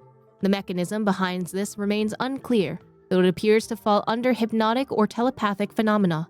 For now, we'll designate the patient's unusual condition as happiness grammar. Prescription: aberration interference sustained release tablets type 2. Take 2 tablets daily, 1 in the morning and 1 in the evening, 30 minutes after meals. Dosage will be adjusted based on disease progression and follow-up evaluations. Treatment: schedule a visit to the clinic upon feeling unwell. General Knowledge Reader, do you know your origins? A popular science fiction book about the origins of the Imagenae. As we all know, every Imagenae originates from a story. But do you, as the Imagenae yourself, truly understand your own origin story? Why don't you follow me and take a look together? Plues. The story of how Plues came to be is just as adorable as they are. Legend has it, it all began with a masked fool who had a knack for inventions. This particular fool found bathing alone to be far too lonely, so they created a bunch of little yellow duckies. These duckies floated carefree on the bathtub surface, and when you gave them a good squeeze, they let out a little ploo sound. And that's the original story of the Plue. Later on, another scholar was deep in thought while soaking in their bathtub when they witnessed a rubber ducky bobbing up and down and had a sudden epiphany about the laws of physics. Because of that scholar's signature catchphrase, Plues are now called Eureka in some Planarcadian dialects to this day. But these little stories weren't enough to bring the little Plue into being. What truly established them as a stable Imagenae species was an adorable accident. During a freighting skiff mishap that caused no casualties, millions of yellow rubber duckies were spilled into the ocean. These little ducks rode the currents on an epic adventure around the entire world of Ahatopia. After this brave expedition, the Plue as we know it today was born. This incident also shaped the core traits of the Plue: adorableness, innocence, and a fearless forward spirit. Orc. The origin story of the orc is a bit on the dark side. Pretty much every ancient civilization that fancied itself civilized cooked up the idea of those evil barbarian outsiders. In some places, they're giants. In others, they're snakes or spiders. And in the world in canvas, they're the orc. After all, every civilization needs an enemy, and it's way easier to just paint your foes as green-skinned, brutish monsters than to actually figure out who they really are. From this grotesquely distorted demonization of outlanders, the orc was born, and they lived up to expectations, becoming the great enemy of the Canvas Age and establishing a regime known as the Orc Republic that stood in opposition to human civilization for ages. Both sides clashed in battle time and again, locked in an endless cycle of bloodshed and war, until the IPC's arrival finally brought it all to an end. As civilization progressed, the orc and other species realized that none of them were actually the savage barbarians they imagined each other to be. With time, we finally reconciled our differences and now live together in harmony in this shared Arcadia. Today, though this long-standing historical rivalry has long since ended, its traces still remain. Even now, most of the orcs still live within the borders of the ancient Orc Republic, which was their autonomous region. The orc who've stayed in their ancestral homeland have transformed it into a massive theme park. The name Orc Republic has become an iconic cultural symbol of Planarcadia, representing the orcs' carefree, untamed, and bold way of life. They hope that every visitor gets a chance to experience the joy and unbridled spirit that the word orc embodies. Moonlull. Nowadays, when you gaze up at the Phantasmoon, you're sure to see the rocket on it. When someone asks, "What's on the Phantasmoon?" rocket is always the first answer that comes to mind. However, to the ancients, the strange shapes observed on the Phantasmoon weren't the rocket, but a multitude of other things. Birds, small beasts, men, and women. Scholars generally believe this is a case of collective human overfitting, where naturally random patterns are mentally reconstructed into symbols and meanings. The origins of the Moonlull remain shrouded in mystery to this day, but people prefer to believe that they were born from the ancients' fantastical answers to the questions of what lives on the Phantasmoon, the rabbits. It is likely this very origin story that has endowed the Moonlull with their romantic, mysterious, and elusive air. Lightpaw. During the Cinder Earth Age, humanity created many Imagenistes for warfare. The Lightpaw was one of them. These nimble and agile Imagenistes served as the vanguard scouts in war. They were given the name Lightpaw, likely a technique used by the artists during Imagenesis to reinforce collective cognition and help this species gather wish power. After the Cinder Earth Age, most Imagenaes bred for war couldn't adapt to peacetime life and gradually faded away. But Lightpaws were the exception. No matter the era, Lightpaws have always played an irreplaceable role. After all, speed comes in handy no matter the situation. Ghost. Unlike created Imagenaes, ghosts manifest at completely unpredictable times and places. They are born from regret and obsession. The intense, unyielding beliefs of the dead before their final moments often coalesce into ghosts under the lights of the Phantasmoon. In certain circumstances, the living can also develop obsessions strong enough to spawn ghosts, known as the spirit of obsession. The ghost born from obsession breeds paranoiacs. Somehow, this seems to make them far more adept at achieving worldly success than they were in life. Perhaps in certain fields, paranoia isn't a negative trait after all. Legal issues involving ghosts are always tangled. Strictly speaking, a ghost bears no relation to the deceased, yet most ghosts consider themselves to be that very person. This entangles lawmakers in a prolonged tug-of-war over whether ghosts have the right to inherit property and social ties. And then, there's the issue of the spirit of obsession. Good heavens, it's just a jurist's worst nightmare. Mechatrons. Mechatrons don't have a long history. They only came into existence 15 years ago. To this day, many still think that there's some kind of Intellitron developed by the IPC. But no, they're just like us. Genuine, imaginated creature, born from wish power. Mechatrons were born from humanity's spiritual worship of giant mechs in Planarcadia. Under the IPC's cultural influence, as times changed and audience taste shifted, artists began catering to contemporary trends in their works. And so, they churned out an endless stream of works featuring robots. The robot Imagenae born from these works, boasting superior performance, gradually climbed the social ladder and earned themselves higher status. These days, Mechatrons have become an indispensable part of Planarcadia's social fabric. They diligently haul cargo, maintain public order, and manage machinery. The towering Mechatrons participate in the construction of skyscrapers like cranes. Furthermore, some supersized Mechatrons even join the defense of Planarcadia, working alongside the Department of Aberration Defense to combat aberrant incursions. But the Mechatron's main gig is, without a doubt, starring in robot-themed movies and shows.